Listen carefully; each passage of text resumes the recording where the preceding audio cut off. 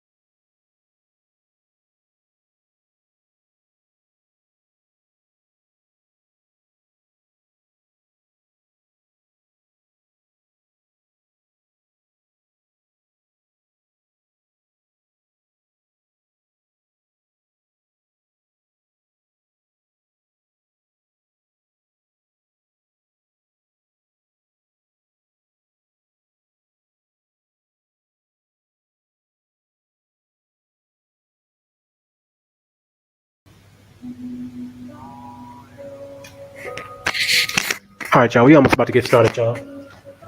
Just sending out some links here. I'm trying to do an open panel tonight. We're gonna see who's gonna show up tonight.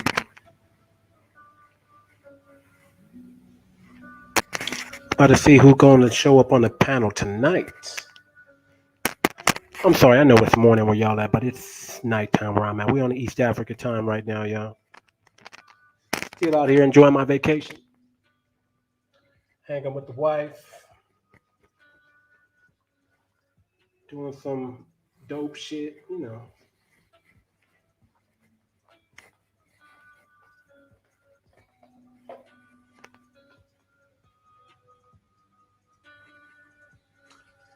About to get started though, y'all. Give me just a second here.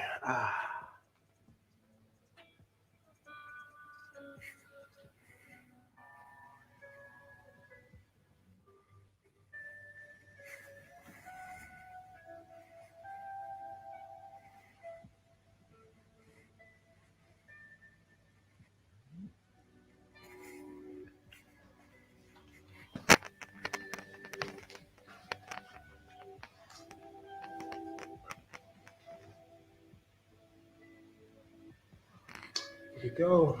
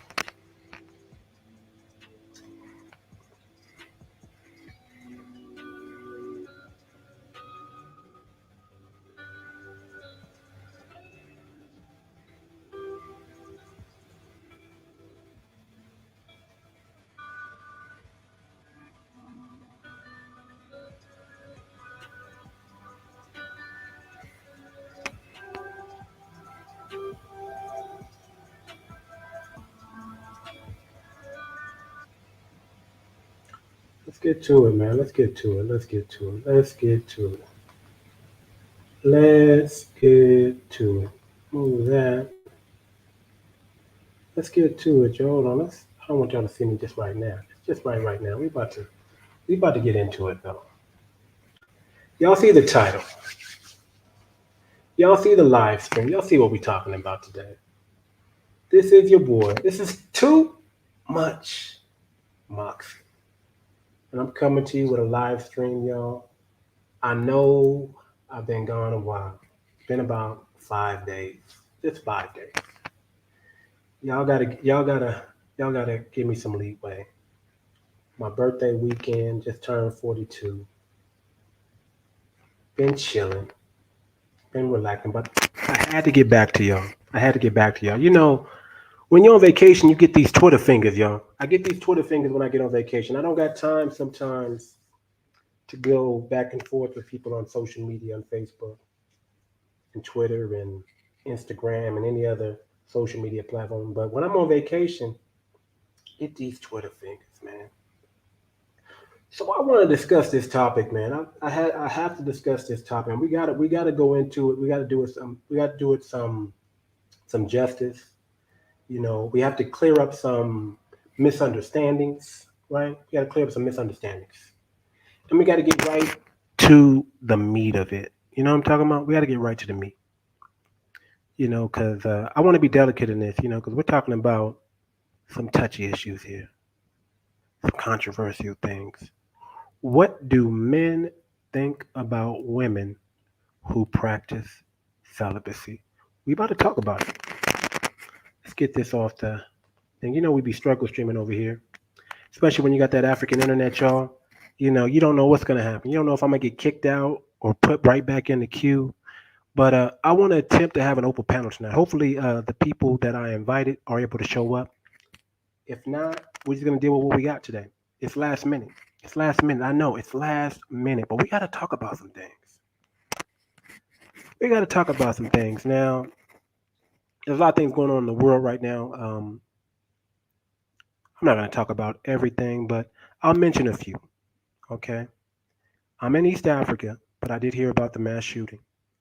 And I want to first you know, just give my heart out to the families that lost their lives to white supremacy. I mean, let's just call it what it is. White supremacy is people who believe white people should run the world. That's what it means. It's pretty much what white supremacy is. So we had a shooter, 1 4, the N word, right? On the rifle. They show him pointing a gun. They have footage of this guy pointing a gun at a white male and apologizing. So all kinds of things. I know what's going on, man. Even though I'm in East Africa having fun, I get the news just like you guys do. You know, Russia's not looking so good in Ukraine. China's looking at Russia like, man, I thought you guys were a superpower and you guys can't handle Ukraine.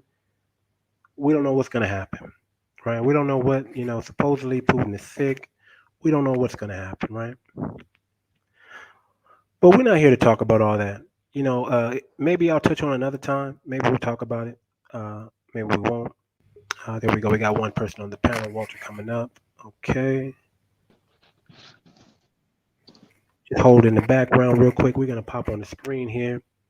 I just want to get a panel up here, you guys. Just trying to get a panel up here, guys, because I want to really go into some of these topics here. But I also want to let y'all know I do know what's going on in the world. I do know that it's not safe for black folks, man. Let's just be real, man. There's so much hate for us. I mean, it's bad enough we got black on black crime, but then we got people outside our community who are targeting us, right? So we got a lot to deal with, a lot to clean up, a lot to talk about. But that's not what we're here to talk about. We're here to talk about some issues, some controversial topics, some things going on. Matter of fact, before we get started, I want to start with this. Before we get started, just hold back for a minute, Walter. I'm trying to get some more people up here. I want to have a real discussion about what we talked about earlier on Facebook. But before we do that, I gotta play this, man. Uh, Rest in peace, You hear Kevin. me okay though? Yeah, I hear you. I hear you. I hear you. Rest in peace, Kevin Samuels. But I have to play this video, man, because it's good. It's good when people own and are accountable for their actions. It's good when people, when you make a statement in public, you should apologize in public. So I want to play something real quick. Just give me a second here. We got to stop sharing this. That's what I got to do. And then we got to share this.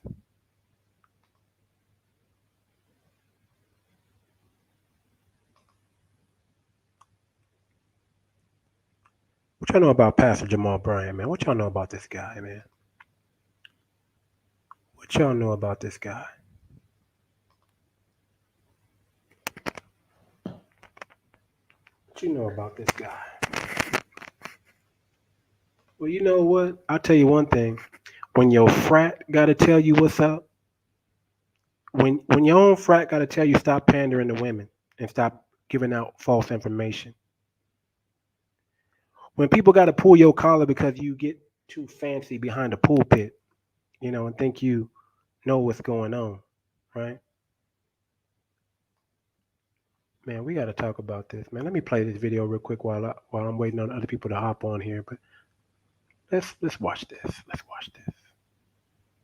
Let's watch this.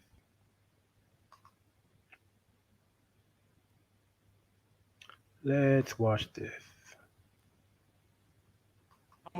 Take just one moment. I want to take a moment. Take a moment. Last week, while we were in worship, I made a reference to now deceased public critic and public intellectual about relationships, Brother Samuels. Now he's As a Brother Samuels. consequence, later information came forth that what it is that I said was incorrect. This place is a place of truth. Everything that I say from this place must be a place of truth as it represents the gospel of God. That's true. I don't care whether you are a pastor, a bishop, or a postman. When you are wrong, you have to own when you are wrong. And so not in a quiet place, but from the same pulpit in which I said it, I wanted to address it. Everybody wants to be an adult until it's time to apologize. I am a full-grown adult, and I take full accountability of everything that I say and everything that I do. So I wanted to take a moment and apologize to the Samuels family. I wanted to apologize to the larger community. I wanted to apologize to my noble brothers of Kappa Alpha Psi Fraternity Incorporated. Hear this, because an apology is only messed up if you match it with an excuse. I like that. Apologies do not come with an excuse. An apology comes with ownership. And I want to make a very clear lesson and indication: when people hold you accountable, that does not make them a hater. Uh-oh. What's going on? Hold you accountable, that means they have expectation for what it is that you ought. I'm in Africa, y'all. Forgive me. Struggle streaming. To be doing and how you ought to function and how you ought to flow. This week, I got a whole lot of people that want to help me be accountable. And I want to thank them for helping me to be a struggle streaming, man. This, I'm telling you, it's African internet. Can you hear me, Walter? Or I just get kicked out?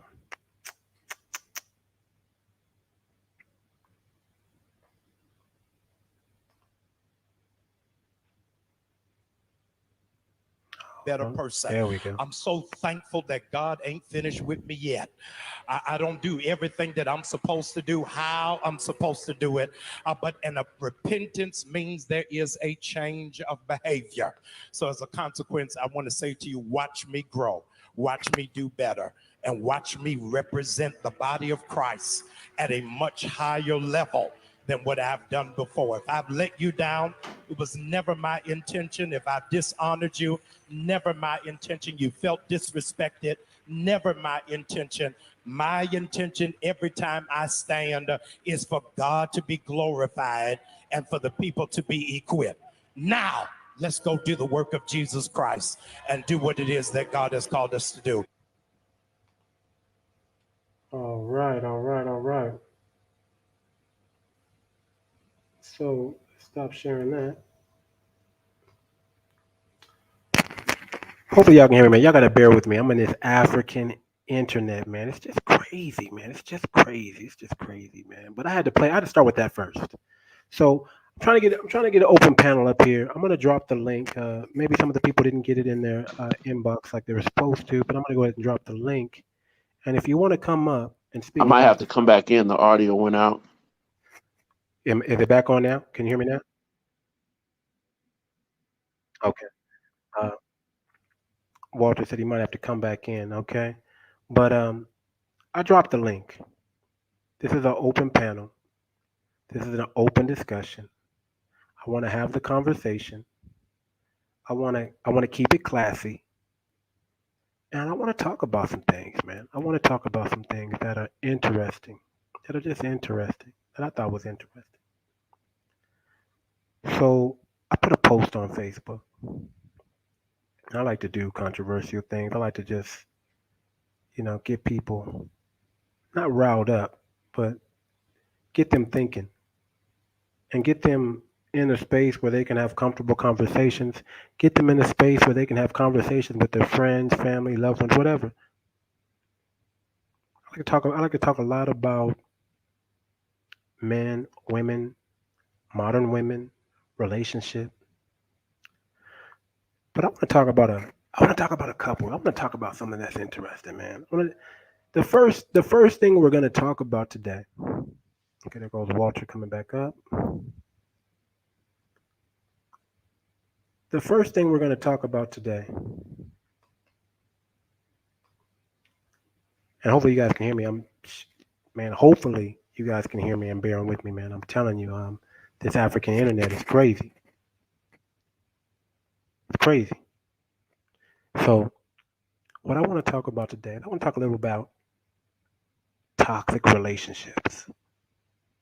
And the specific toxic relationship I want to talk about is Antonio Brown and Kiesha Cole.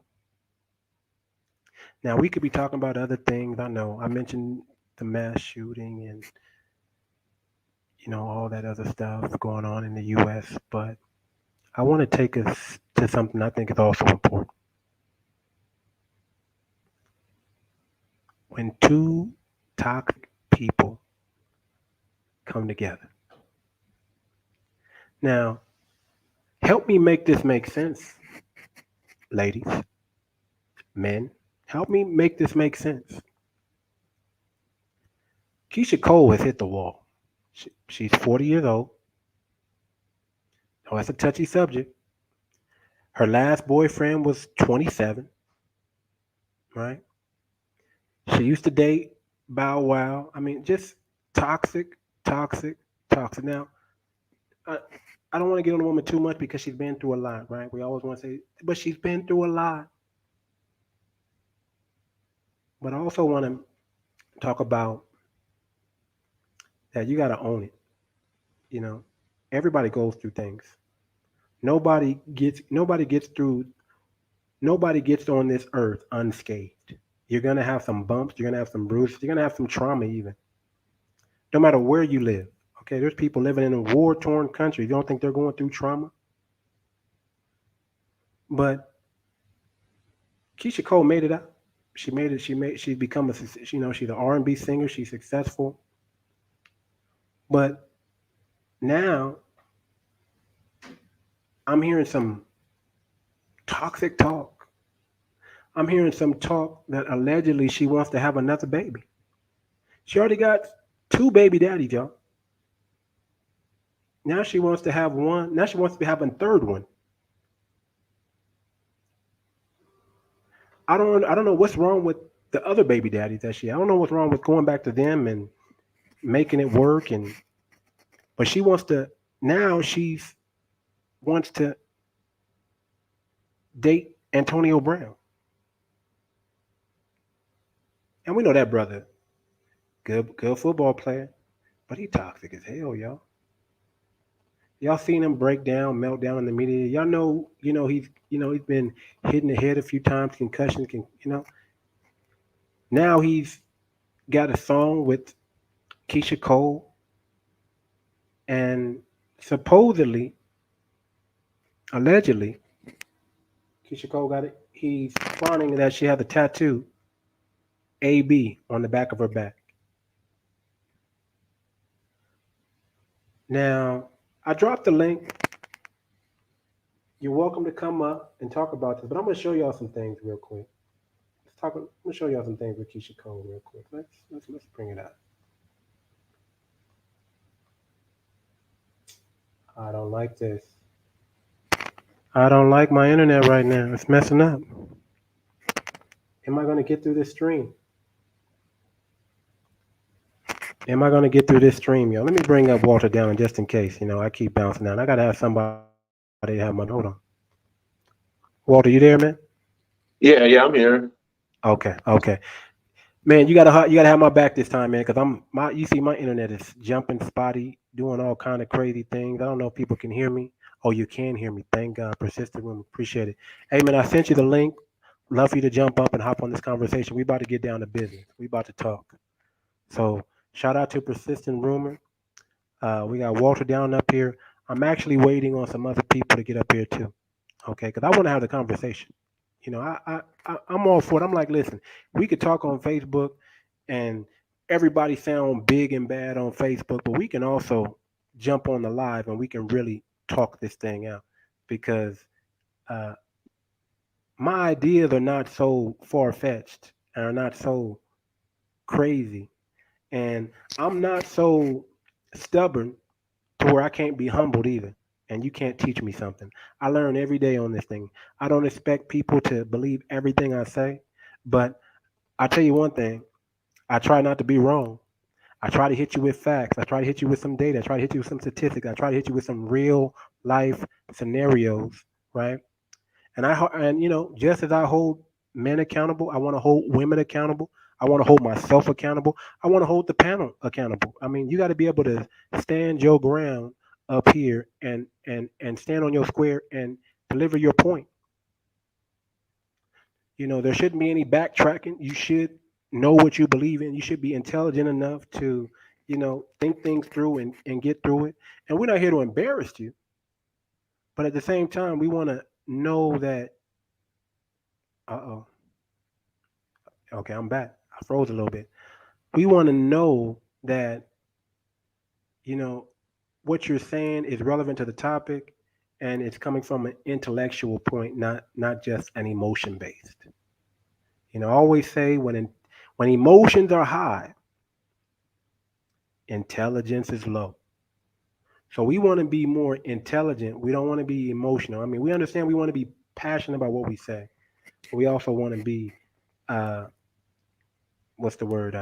We want to be cognizant of everything and our surroundings, and we want to be able to be relevant to the topic and teach. 'Cause this is a teaching channel. We want to help teach people to get to the next level.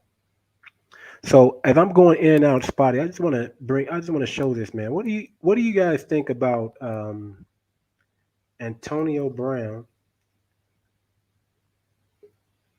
Okay, check 1 2, check 1 2. You guys with me? Can you hear me? Yeah, I can hear you. Okay. So I'm gonna bring up. We got my boy Jeff. There we go. Let's bring up Jeff on the line here. Okay. So you guys are gonna help me out, man. If I bounce in and out, I'm gonna need y'all to just jump in and take over and host or whatever needs to be done until my internet jumps back on because I'm getting a whole lot of choppiness, man. I'm like, damn. I'm thinking this is the right time to go on. So while I'm doing that, let me bring up here what I want to bring up here. Let me show you this picture here of Antonio Brown. Antonio Brown and Keisha Cole. Because we're not done with Keisha Cole. We about to talk about it. We about to talk about it. We are about to talk about it. we are about to talk about her because she said some, she's supposed to be celibate. Now she breaking celibacy, and we about to talk about. But let's show this video real quick. This is the stuff I'm talking about. When someone says they're celibate, right? When men hear women say I'm celibate, we automatically think you're lying. Because we know that if the right guy comes along, that celibacy is gone. You're not gonna put no Antonio Brown and say, I'm gonna be celibate. Not with Antonio Brown, not with this man, not with a man like Antonio Brown or any other man on that level. Let me show you what she did. Just a short amount of time. Let's see if this video is gonna play. Even if the video don't play, right? You guys can see that there's a tattoo right there. See if you guys can see that. There's a tattoo right there. Right here. That says AB. Hit on the gas, make it growl it. Jump in the coupe with no mileage. I don't want to play that whole song because I don't want to get flagged by YouTube. But y'all see that tattoo that says AB right there. What do y'all think about? What do y'all think about Kiesha Cole, 40 years old, 2 baby daddies, allegedly wanting to have a third baby? I guess she wants to have Antonio Brown's baby. I don't know. She got his name tattooed on him. He's showing it off on his IG. He's saying that she is, he thinks she loves him, right? Because she did that. He believes her. What do you guys think of the panel about Kiesha Cole, her mentality, and this whole thing going on with Antonio Brown? I'll let you go. I see you smiling, Walter. I'll let you go first, man. Well, I think Antonio Brown, I think it's just gonna blow up in her face like it blows up in the face of many women. I think Antonio Brown gonna switch up on her like he switched up on the Tampa Bay Buccaneers in the future. You know what I mean? Come on now. Come on now. Like one of the things I hate when people say, "Oh, she's been through a lot," because you don't necessarily have to go through a lot.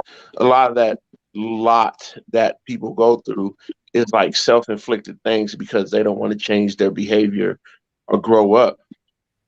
And I don't know Antonio Brown. I'm not trying to down the brother or anything, but it just seems like what I'm looking at, it seems that Kiesha Cole's following the same pattern through life and not wanting to have different boxes that a man should check off before being with somebody. And it sucks because she says she wants to have another kid, but it's like, because I get this in my practice in ministry and whatnot. Women say that they want to have another kid, but I'm like, who do you want to have another kid by? The people that's been checking the boxes that you've been having them check in the past, the boxes that haven't been working out for you. Are you still trying to do that? I mean, we said it before. We got 40-year-old women thinking that they can still be with Chris Brown and whatnot. And Kiesha Cole is no different. She's like, "Oh, I would be an Antonio Brown. Like, what boxes does he?" If I was Kiesha Cole's minister, counselor, whatever you want to call it, I'd say, okay, well, what box are you checking? Oh, this, and that. Oh, well, he's not checking any of the godly boxes. He's not checking any of the secular boxes that make sense, that should be healthy for you. It just seems like you're repeating the same cycle over. And then on top of that, you want to bring a kid into this. And it's sad that a lot of kids have to suffer because of decisions being made. History repeats itself type decisions. So did Antonio Brown check the provider? I mean, did he check the provider box? Is that like the biggest? Is that like the biggest box in your practice? Like when women come to you, do you always, when you say check these boxes, is the provider box just the he got to have money box? Is that like at the top of the list or what? Yeah, I think there's a difference between a provider box and a got to have money box, because the provider is in my practice. Provider isn't just monetary, because then you'll wind up getting a man that says, "Oh, I pay all the bills, but I don't have to pay attention to you. I pay all the bills, but I don't have to take the kids out to Chuck E. Cheese. I pay all the bills." So provider means in my practice, provider means you have to be able to provide mentally, physically. You got to be able to provide wisdom. You got to be able to also provide, yeah, monetary things as well. But it's a package. It just provider isn't just oh, I pay all your bills, or oh, I have money. It's that's not provider where I come from. Gotcha. You know, uh, Jeff. Let me introduce Jeff, because not too many people know. They know if you've been watching my show, you've seen Walter Downing before. You know this man comes with jewels. He drops nothing. You know this man. He deals with relationships and couples in his ministry. But we don't know Jeffrey, man. Let me talk about this brother. Jeffrey, introduce yourself real quick, man. Let us know who you are. Let us know about your channel, what you do, what you talk about. I've been watching this brother's channel, man. Let me tell you something. I've known this brother a long time. And when I first met this brother was the youngest, I mean, the smoothest brother on the planet. Man, he came with the suit on, and back then he had the wife and kids. I mean, this brother was sharp, man. And I'm like, man, I gotta connect with this dude. This dude is sharp. This dude put me on to Dr. Sabi, some the vegan lifestyle, if you want to call it, man. I had me asking this guy questions, and he runs a show where him and his wife now, they're in Atlanta right now, where they talk about just all types of food and health and wellness and detoxing. I mean, he had this thing where, man, if you got to look over here, if you got to look over there, if you can't see what's down there, if you see something in the way, you might need to detox. So, introduce yourself, Jeff, man. Let's know who you are, man. Greetings, brothers. How's everybody doing today? Man, good, man, good. Yeah. It's my pleasure to be here. Yeah, we run it. We have a quantum wellness ministry. We have offices in Malibu and then also out here in Atlanta as well. And then we also we host couples retreats worldwide. And so in Jamaica, Peru, Ghana, Ghana as well. And so yeah, health and wellness has been a part of my lifestyle, for over 20 plus years now. I'm not married yet. We're still, Okay. because we just can think married, my queen and I. And so we've been together about 14 months, and it's been a tremendous ride as far as now that I'm older, wiser, and a lot more mature, and I've lived enough, experienced enough life to really understand and see, my real connection in life, the way that right after I've gone through all the shadow work, after I've experienced went through the purging of my past, and gone through some temporary relationships that trained me for a real relationship when the right woman came. Okay. Working through the trauma as a child, I was molested by my mother, abused, beaten. Every abuse box you can check off, I've been privy to that by way of my mother. And so, and having repressed those memories when I was younger, and then not really coming to the knowing that it was a thing until I got older. And I carried that trauma throughout all my relationships. So I've been married twice. I have 4 children, phenomenally amazing children. Yeah, I mean, everybody says, talks up on the children, but not my kids, they're something I special. seen them fight, man. I seen them, man. They be getting down, man. They're very bright. They're very special kids, man. Yeah, well, thank you, brother. Of their life, man. I've been watching you, man. I'm like this brother, man. Yeah. And so, it's been an amazing ride. And then to see, to get to this point where I finally found a queen that's worthy, or I'm worthy of, and as worthy of my being as well. A lot of times people say, it seems like y'all been together forever, and I say, yeah, in this lifetime, yes. But we in this lifetime it's been short, but our connection goes deeper than just this lifetime experience. And so, um, yeah, yeah. So I mean, that's just Okay. a bit of my background. Okay, man. Okay, you gave it, man. We got the rundown, man. We got the rundown. Y'all make sure. Shout out your channel real quick, man. You're on Yes, Quantum Facebook, Wellness IG. Ministries. We're Okay, actually getting ready to switch on to YouTube there you pretty go. soon this week. So There you go. So yeah. y'all look out for the Quantum Wellness also on YouTube. Y'all check them out on Facebook. Y'all check them out on IG. If you got any ailments, you got any sickness, man, y'all holler at this brother, man. Ask him some questions, and he can get you right. He can get you right. I heard him talking about some stuff about autism there. I wasn't able to jump all the way up in it because I was, dating. I was on a date with the wife. I was on Oh a date with yeah, the man. missus. Yeah. But I heard him talking about, there's some things you can do to turn back, and rejuvenate and heal autism. So I'm interested in that, man. I got people in my family who go through that, and I think people who are autistic are just beautiful, man. Oh yeah, no, They're absolutely. Yeah, beautiful. it's a They, shame they're putting those heavy metals in the baby food now. mm, Yeah, mm, mm. they had Man, we a got class. The Congress released a report verifying it. There was an outside report that was presented to Congress, and then Congress went and did their own investigation, found it to be true. Six of the top companies were putting, man. was it arsenic, mercury, lead, and How gas. did I make it through? How did I make it through? How I did mean, we all crazy, make man. it through? Oh yeah.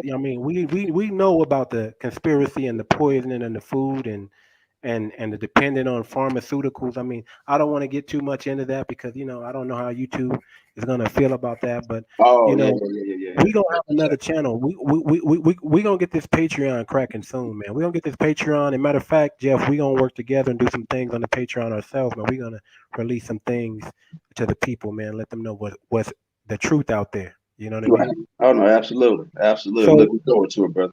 yeah. So let's get on topic real quick. Yes. What do you know about Keisha Cole, Antonio Brown? How do you feel about her I age, wasn't her actually familiar lifestyle? with, their standing and whatnot. I know of both, and when I Okay. don't really watch TV that much, but just knowing Keisha Cole, of her past and things that she's been dealing with, and then seeing Antonio Brown, it sounds like two people that are unhealed, that There you go. that got There you go. that are actually attracted to each other's shadows, as far as their dealings with one another, and it's just like I said, I don't know them personally, but just from what I know of them, um, that's not a good situation. It's just like, two people that, well, let's just talk about her because she seems like she's the one that's choosing to make make the moves that she's Yeah, making. she's talking about having another baby, man. She's 40 years Yeah, old, talking about having another baby by another man. That's gonna be three baby daddies. Where is the family in this, man? Where is the unit at? I mean, yeah, is she thinking straight? yeah. The only way I could sign off on that is if she was healed and she was looking to create a family unit with somebody that it would be Gonna able be to be, around. a complete package for her that was healed himself that can help, they can grow together, that type of thing. But it sounds like two people that are toxic. I mean, given that, Antonio Brown's track record, I mean, he can't even stay on the team. So how's he really gonna stay with a woman? Man. So Hey, listen, I don't know. Antonio Brown is smashing and dashing, man. I'm telling you, he's Mhm. laughing at this girl. He's like, man, I got to get a tattoo on her body. She claiming she missed me. She, you see, if y'all seen the music video I saw, they was all hugged up on the music video, and she don't. I mean, to me, it's like she don't know the difference between reality Mhm. and and fiction or what's in her video. I mean, she took Yeah. her video home. She pretty much whatever they had in the video, she acting like they have that in real life, Right. you know. Yeah. And she hit the wall, man. I'm just gonna keep it real, man. Her last boyfriend was 27 years old. I mean, when you start seeing women start dating younger men, you're starting to understand they hit the wall because there's no future for that young man unless that young man is just I don't want no kids or I'm okay with her controlling everything and telling me what to do because that's what's gonna happen. You're gonna be her baby. You're gonna be her son. That's what's gonna happen. You're gonna be her baby if you I did when I was younger, man. I was dating older women. There's no Mm-hmm. future. What was I trying to do? I'm just trying to hit it. I'm like, man, these younger women, they looking at me like I don't got no money. I don't got no this, that. But these older women, they don't care that I don't got no money. They Mm-hmm. just lonely, and some of them still they looking fine. Even though they up there in that age, they looking fine. They fresh off a divorce, so I'm a rebound. So I don't gotta do nothing. I just gotta look cute, right? Be sexy, right? Hit it. She gonna give it to me whenever I want to. She gonna call me in the middle of the night. But as far as having an intellectual conversation, my mind wasn't even built like that yet. Okay. Right. When they were talking about, do you want to move into the house? I'm like, I don't know. My dad told me not to move in with a woman. I don't know. I had smart enough to know that, but they were like, man, when you move in, so I was like, man, I spent a couple nights. Right. I remember one time I spent the night over this girl's house. I woke up and her son was looking right at me. Mm. And her son said, "Are you my daddy?" Oh, And wow. all the girl could say was, "Ooh, go to your room." And when I heard that, I knew it was time to go. I Yeah. knew that. That's my sign to go. But yeah, man, Keisha Cole, toxic, man. She hit the wall. It's unfortunate. We see it a lot. We see it a lot with these celebrities, man. I mean, celebrities live this extravagant life, and you would think it's so fulfilling for a woman making all this money, but is it really? Because can you find a man on your level? Well, I think it depends on because that's always been my question. I guess I'd like to hear you guys' take on it as well, because what is causing these types of women to continue to make these unhealthy um, choices? Because I mean, my brother right here does health. When you want to better your health and you feel your body getting being deteriorated, you start saying, "Oh, I need to stop eating at McDonald's," or you start to get a consciousness, "Oh, I need to lay off the high fructose, not take any high fructose corn syrup, not take anything with heavy metals." So if we relate that to relationship appetite, why aren't people that's getting older, like Keisha Cole, that's been through such bad health and relationships, saying, "Oh, I need to stop the McDonald's in my relationship. I need to stop the high fructose corn syrup in my relationship. I need to have a more mature appetite. I need to have a more mature taste." Why is that not happening? Is it TV, media, popular culture? Is it their circle? What's going on? Because this is happening too often. You want to tackle that, Jeff? My theory is like attracts like. You attract who you are. My queen is my mirror image. She's just the female version of who I am. Are we exactly the same from top to bottom? No, but we complement each other. And so, but we have the same core values. We have the same core ways of being. Now, there is another thing, theory we coin is opposites attract, and usually uh, that applies to a person that if you're out of balance, like you have like a person that's an abuser, right? Somebody's got to be the victim. Either that or you just gonna beat the hell out of each other. But at the end of the day, somebody's got, and so what happens is you kind of meet in between. The abuser has somebody that they can abuse, and the person that has a victim mentality, they have somebody to abuse them, and so they meet in Wow. between. And so that's the degree that you have the opposites attract, but for the most part, you attract who you are. And so I look at my past relationships and to the levels that I was taught. Each woman, everybody I've ever been with, reflects some version of my mother. I saw some Mm, consciously and mm, unconsciously. They reflected some mm. version something that I was attracted to. Not attracted to with my mother, but I'm saying, but I vibe with and connected with that. And to the level that I got healed, or that I was able to heal from the trauma, my relationship started to improve. Now, and am I saying that, the women that I was with was horrible and all this and that? No. I mean, they were all beautiful in their own right. And, but at the same time, they are versions of who I was in that state. When I look at my children, because they range from ages 30 on. My oldest daughter should be 31 on the 20th, but 30 down, and my son is 12. And so they all, and my daughters are all 5 years apart. So you got 31. I gotta ask this question real quick. How do you have these kids who's 30 years old when you like 35? How do you have all these kids? How do you have a 30-year-old at 30 and you 35, man? Can you explain? Make that make sense. I wish, brother. I wish. I've been around the block. Cocoa butter skin, man. What's going on over there, man? Yeah. How you do that, bro? Not bad. I drink quality water, and man, y'all better get what this brother's drinking, man. He said he got a 30-year-old. He looking like he's 35, man. Y'all better. Man. He got some potent semen at 5 years old or something, man. What the heck didn't happen, bro? Yeah, granted, I did start young. As a matter of fact, my oldest daughter and I kind of function more like brother and sister than father and daughter. We pretty much raised each other from the time. I mean, we literally lived in the dorms together when I was at Northridge. And so, I'll be 50 in November. So, but I mean, it's been a good ride. I didn't beat myself up a bit over the years, but thank God for the herbs and thank God for the quality alkaline. Y'all better see this brother's channel, man, and get some of whatever he gives. Y'all better try to get some of it too, man. I appreciate that, brother. But like attracts like. And got a full set of hair, man. I'm balding in the middle. I can't even. Come on, man.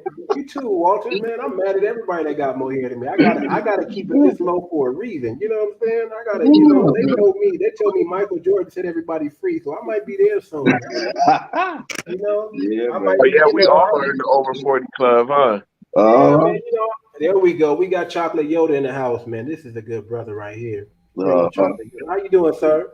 Hey, man, I'm good. What's going on? Hey, man, thank you for coming on the show, man. Man. My pleasure. We're talking about Kiesha Cole, man, and Antonio Brown. Yeah, I've heard so far.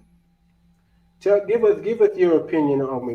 We know. Hold on. Let me just slow it down real quick. Introduce yourself. Introduce your channel. Let us know who you are. Go ahead and go, Chocolate Yoda. Absolutely. My nickname is Chocolate Yoda. My real name is Francisco. Yoda is spelled Yoddah because film studios are litigious. And the podcast is The Persistent Rumor and Chocolate Chat. Okay, y'all make sure y'all go check out, subscribe to the channel, like I'm the loving channel. that beard.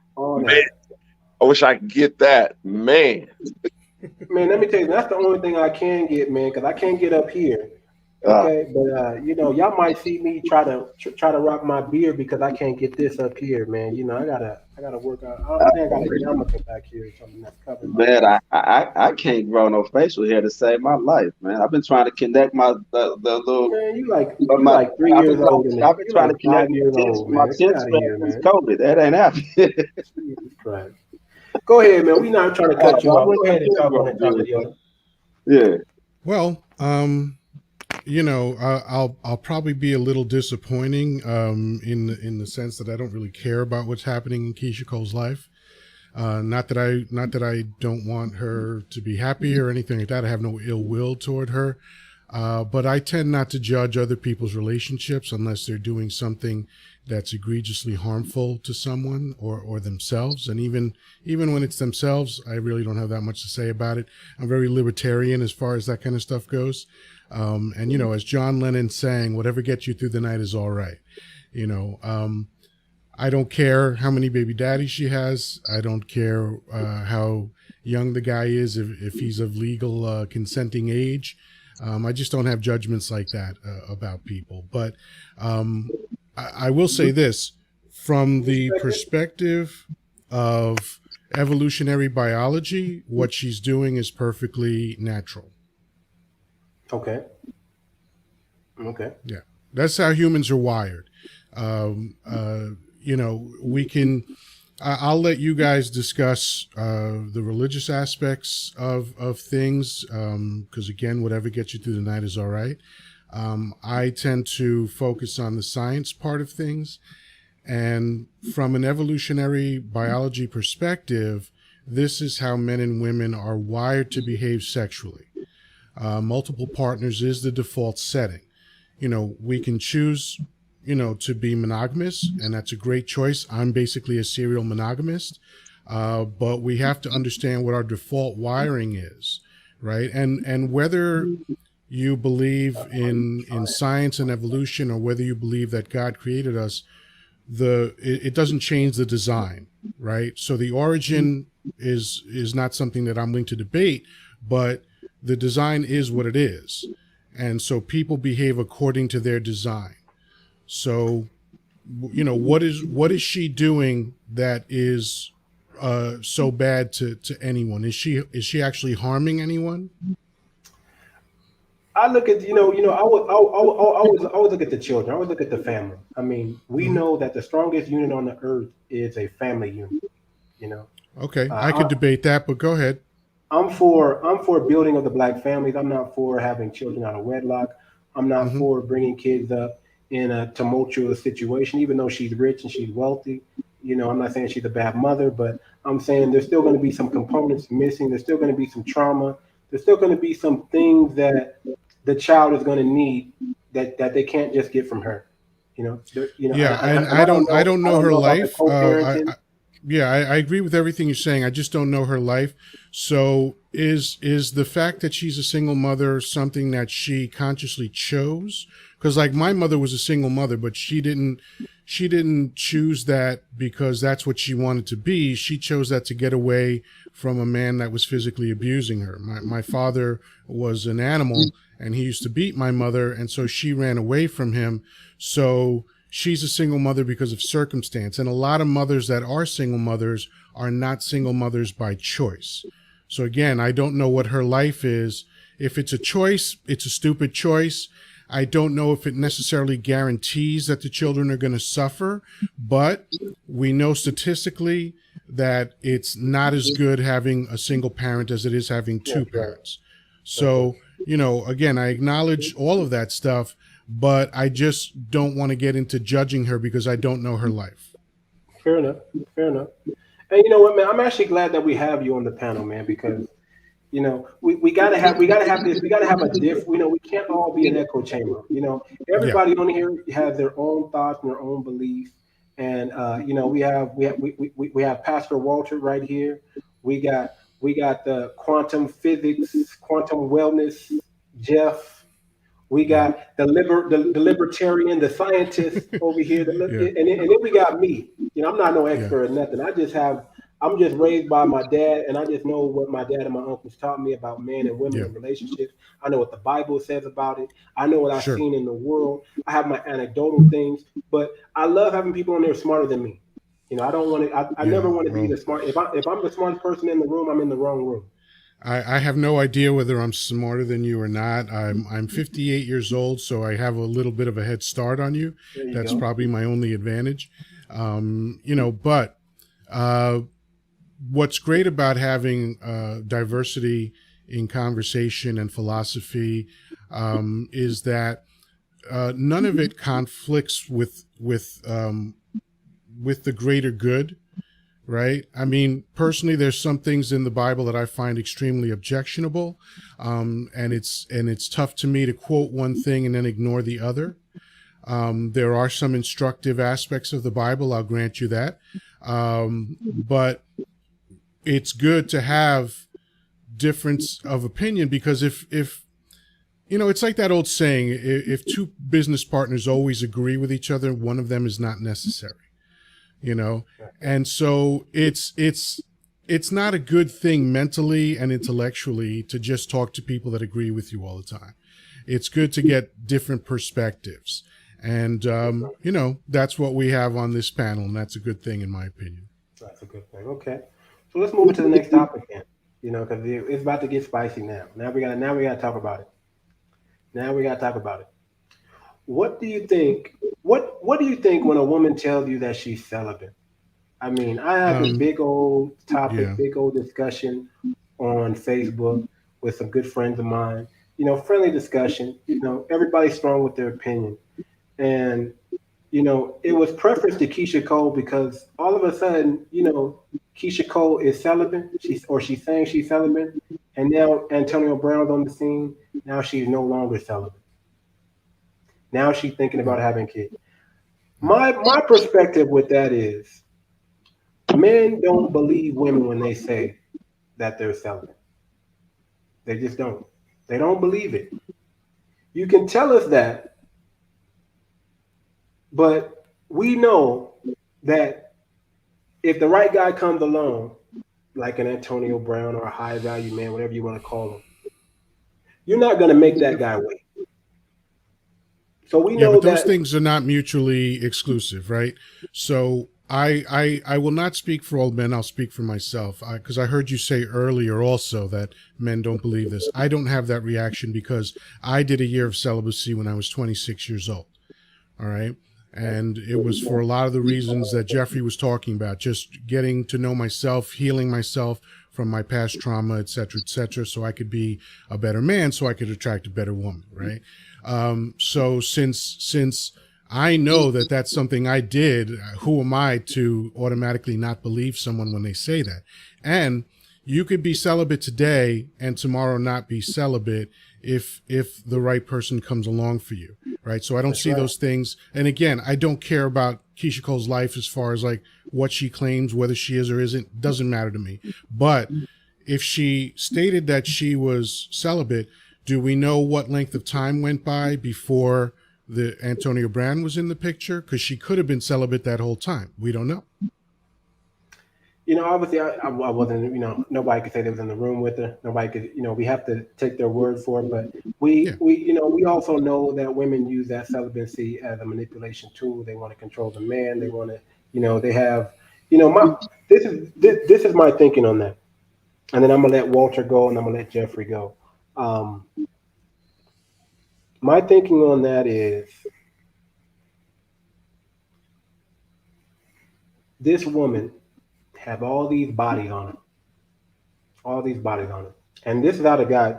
This sounds, you know, guys think I can't. I'm not gonna say all guys, but I'm gonna say in general, guys. You know, because we know every guy has their own thoughts and beliefs and patterns, things like that, and especially how they were raised and things like that come into play. But when a woman says she's celibate, like a woman tells me she's celibate, and I'm on a date with her, I'm on a date with her. I'm paying for this date. Okay, I'm not courting you. I'm not courting you. I'm not trying to. I'm not trying to marry you. But I am trying to get. I'm trying to fill you out to see what we can, so we can have some sex later on. That's how I look at dating. So if a woman tells me she's celibate, I'm like, man, okay. Either I'm gonna throw some game at her to try to game her up so she's not celibate anymore, or I'm like, I'm not gonna waste my time. You know why? Because you know, why would I pay full price for something that's on a discount? Why would I wait and suffer for something I'm not even trying to get with later on down the line? This is just for a week, a month, 3 months, 6 months, 1 year, whatever. But that's it. So when you say you celibate and you want to go out on a date with me, I'm like, probably not going to be too interested. I'm not going to be too interested as a man. And I think most men will probably be like that too, because let's think about it. Who are we really going to wait? If you're somebody who is sought after by most women, and some women tell you you're going to have to wait, you're like, okay, cool. You know, we can kick it, but you can do your celibate thing, but that don't mean I'm going to be celibate. So that's well, let my me ask you a opinion on question. that. Is this a thing that has actually happened? Like, this has never happened to me. So I don't, how often is it that you're on a date with a woman and she says she's celibate? Oh, it's not often. It's not often. Okay. So when it comes around, it's like, you know, what are you talking about again? Excuse me? Well, I mean, it seems like a non-issue. Like, okay, you're celibate, so there's no point. Like, I'm not going to try to convince someone who wants to be celibate not to be. So, you Well, I've know, been and down that road before. Yeah, I think mean, that hey, whatever you're into, but I'm not into it's not a fighting good role. against It's not the a good wind. role. Yeah, it's not a good role. It's not something I would suggest that brothers do. But that's the only thing you could think of in your mind. Either I'm gonna change her mind by macking her up and saying some good game, right? Whispering, telling her what she wants to hear to get her to do what do, and it's been done. Or I'm not even gonna mess with her. You know, unless you, I mean, to me, I'm like, unless you are already a virgin, and then I'm coming into you, and I'm meeting you, and you're telling me, you know what, I've never had sex with a man before. This is true. Somehow I believe it, and because it's hard to believe. It's hard to believe. Especially I, I don't know what 2022. that's like either. I've never had sex with a virgin, and I never will. Especially I have. Okay, I can raise my hand. I have. I didn't deflowered a few, but unless they tell me, my thing is this: unless I'm trying to get married, and unless this person is a virgin already, and she's telling me she's requiring marriage, and that's something that I want to go down that road.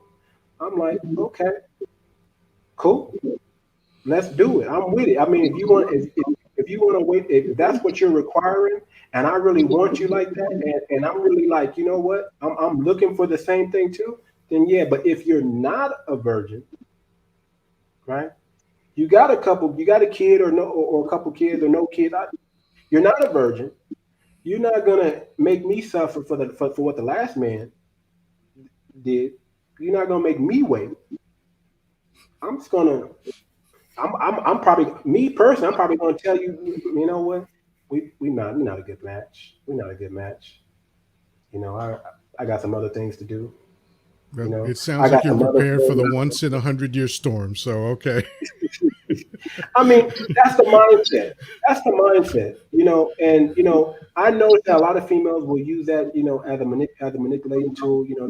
They want to get these men to spend more and more and more money on these dates, and All right. Well, and not get. there's a couple of issues that you're bringing up, and I'm not trying to be a contrarian, but Oh, here's the please, thing: please, please. we're all manipulating each other, right?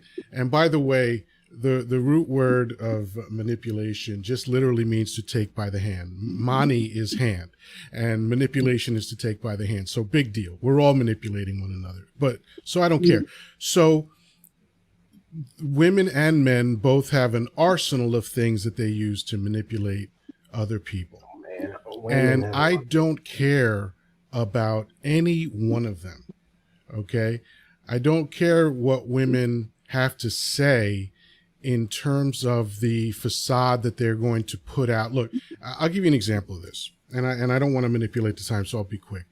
I was online a few years ago, well, more than a few years ago, probably about 2016, and I saw an attractive woman, at least attractive to me, and the opening line of her profile was, "I am a woman of God." And my first and immediate thought was, I'm going to have sex with this woman right away. Now, I'll tell you why. I know why. Okay. It's something that a sales manager taught me in 1985. He said, people who love to buy walk into a store and the first thing they say is, "I'm just looking." Right? So they're saying "I'm just looking" as a defense. They're trying to throw the salesperson off so he'll stop trying to sell to them. Right? If a woman has a healthy sexuality, she's going to want sex. And some women feel ashamed of that. So what they say is, "I am a woman of God," or, "I'm not into sex," or whatever. There's some kind of smokescreen. I don't pay attention to that. Now, again, if someone says I'm celibate, that's a different thing. That's not something that I will even I don't attempt pay to deal attention with, to that because either. Yeah, no, I feel you. I just, to me, that's too weird to even want to spend time with that person. But if you put up this smoke screen like I like to wait 90 days, that's Steve Harvey garbage, or God tells me to wait or whatever. If you put up that kind of smoke screen, I know you're doing that because you know how much you like sex as a woman, and you're just trying to, you don't want me to judge you, because that's unfortunately that's the society we live in. So my job is then to let you know that I'm not going to judge you for your sexual desire. And then once you're comfortable with that, we're probably going to have sex. I mean, generally speaking, it's about a week or two process. And I don't spend money on women, except unless you count coffee. That's a thing we can, that was part of the comments that you made about spending all this money. Hey guys, stop doing that. If they don't know you well enough to have sex with you, you don't know them well enough to feed them. There you go. I like that. And I'll yield my time for now. Walter, man, let's get you in here, man. Let's get you in here, man. Or you want me to go to Jeff real quick? You're walking around. What do you want? Hop in here, man. It's cool. I mean, you can go to Jeff. It's cool. Jeff, I'm just kind of listening. What do you think? If I know you got your queen now, but let's say you out on the market, and a girl comes up to you and she says, "You know what? I'm celibate." What's your mindset on that? How do you feel? Do you believe her? I mean, do you think like what Chocolate Yoda said? Say, "Hey, man, that's a smoke screen. That's a smoke screen, and that's letting me know that you really want to give me what you." What's your thought on that? Well, I'll wrap a little bit. And women be able to they're able to be celibate today and then break their celibacy and then go back to celibacy again. What do you think about that, man? I mean, that's that trickery to me. Nah, I mean, I operate from a different frequency. So just to, just to be clear, my queen and I are celibate now. She's been celibate for going on 2.5, almost 3 years. She came from a real toxic situation. That's why I made sure I prefaced it, because everybody always thinks we're married, but we decided to. Well, I'll just I'll segue into that part. But anyway, no, she was already celibate for over 1.5 years, almost 2 years prior to us getting together. She came from a real toxic situation that she needed to heal from, and so celibacy was her way of going within and doing the self-assessment and the self-development, so that she wouldn't carry those same tendencies that put her in that victim mentality that brought her that. So she had to heal from that and heal from that trauma, so she wouldn't bring that into the next relationship, which is what we have now. I already been, from my tantra practices. I practiced semen retention, and I was already going into a program that we talked about cultivation of sexual transmutation was a big part of the tantra program that I was in last year. And so it was right around the same time we met. And so going through that process, being celibate was no big deal to me, because I was only releasing once a month anyway. Now, that being said, trust and believe in my tantra practices. I don't have to have physical sex with somebody for them to be orgasmic or myself. And so the whole purpose, or how we flow together, we having more orgasms without having sex than most people have in their entire lives. And wow, so that's interesting. Yeah, and so I did not know any of this, man. So you were perfect. I mean, educate me, brother. I'm okay with not understanding, man, because my mindset is different. Yeah. If you put a woman in, if I'm dating you, okay, we're gonna have sex. Yeah. No, we're gonna have sex. There's no 30 days, 90. There's no you telling me if you went, if you I'm like, listen, that has nothing to do with me. What we talking about right now? Yeah, no, I feel you. And so, with our tantra practice, and so, yeah, I mean, so I mean, she don't even have to be in the same room. Hell, she don't even have to be in the same country for me to channel my energy to her, and then she go into a full body orgasm and have make a release better than anything she's ever had in her life with any regular person or anybody else that's not knowing. And so, and then I'm teaching her to be able to do the same on the flip side. And so we practice what you call tantric alchemy or sexual transmutation. And so basically what that is we're able to channel the energy up through our bodies and create, when you talk about manifesting, it's not just children that are manifesting from a woman's womb. You can manifest anything. Okay, man, we're gonna have to. Yeah. We are gonna have to get into this on an. Oh man, this is deep. Okay, y'all getting deep with me right now because I ain't never heard of this stuff. What you talking about, Tantra? We got to talk, man. We got to talk about this. How you get these multiple, triple orgasms and powerful healing. We got to talk about that. We got a question from the panel though. I was celibate my first 2 years after my divorce. I didn't see it as trickery. I saw and use that time to heal, get to know myself again, and grow my spiritual relationship. See, let me be clear though. I'm okay with people saying, okay, I gone through something traumatic, or I need time to heal. I'm okay with, but to me, you don't sound like you're going back out into the dating force. I'm specifically speaking on women who go into the dating force saying they're celibate and they're clocking up all these free lunches and free dinners and trips and things like that. That type of manipulation. So let me be clear on that.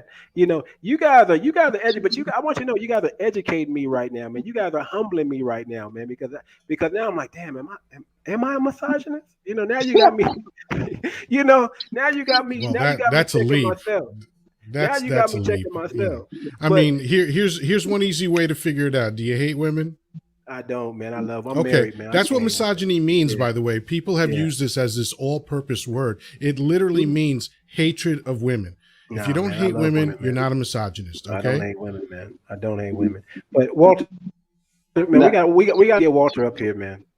Go ahead, go ahead, finish it. I'm sorry if I cut you off. Go ahead and finish what oh, you're oh yeah, saying. but no, but just so you understand just to kind of give you an understanding of what all that really means, like in Y'all layman's better terms. subscribe to this man's channel, man. He's talking about channeling energy from a distance and making multiple. Or I want to know man. I'm about to call you when we get after this is over, man. You about to tell me how the hell to do that. I want to see if I can do that tomorrow. I want to see if I can just, Oh yeah, no, I Okay, mean we gonna talk, man. We gonna talk, man. it If started in the motherland, but don't be trying to hype my head up like this is real, and then you be like, hey no, man, I was just it's real capping. as a heart attack. Okay. It's real as a heart attack. So, Yeah, it's been If I around didn't for know you, thousands man, of I would years. say It's you real. capping, man. If I didn't know who you were, I would straight say this brother is capping. But I know this dude.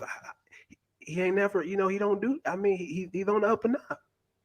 oh yeah, absolutely. And so the reason why, well, out of respect for her celibacy, and then also anybody, and ever since my second divorce, I adopted the I adopted the mentality, not mentality, but the practice of if I ever run across a woman that I'm serious about, I put them in the friend zone right off top.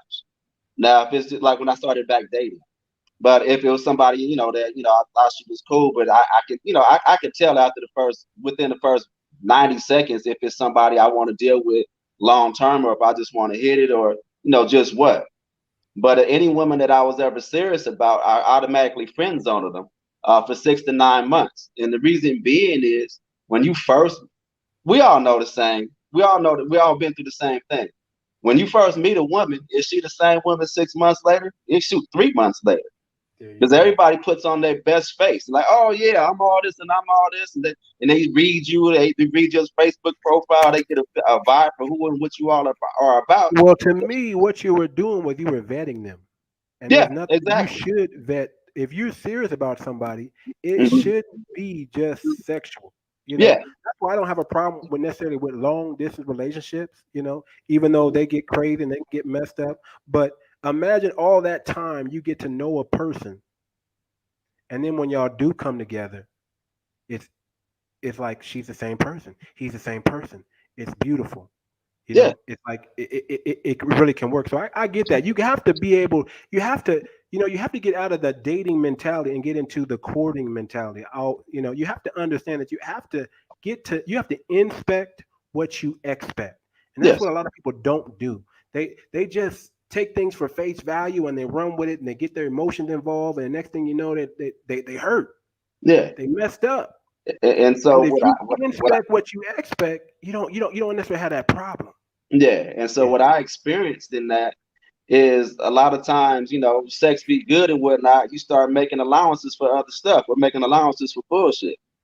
And so, and so that was the main reason because I had been in situations where I was like, oh man, you know what? She kind of tripped one day or had a flash and like, oh, it's all good, but sex good. Oh, she kind of did a little something or kind of came sideways about something. Oh, it's cool. I'll let it ride because the sex good. And then all of a sudden, those little blips on the radar turn into habits and patterns. And then you realize that that's just who she is.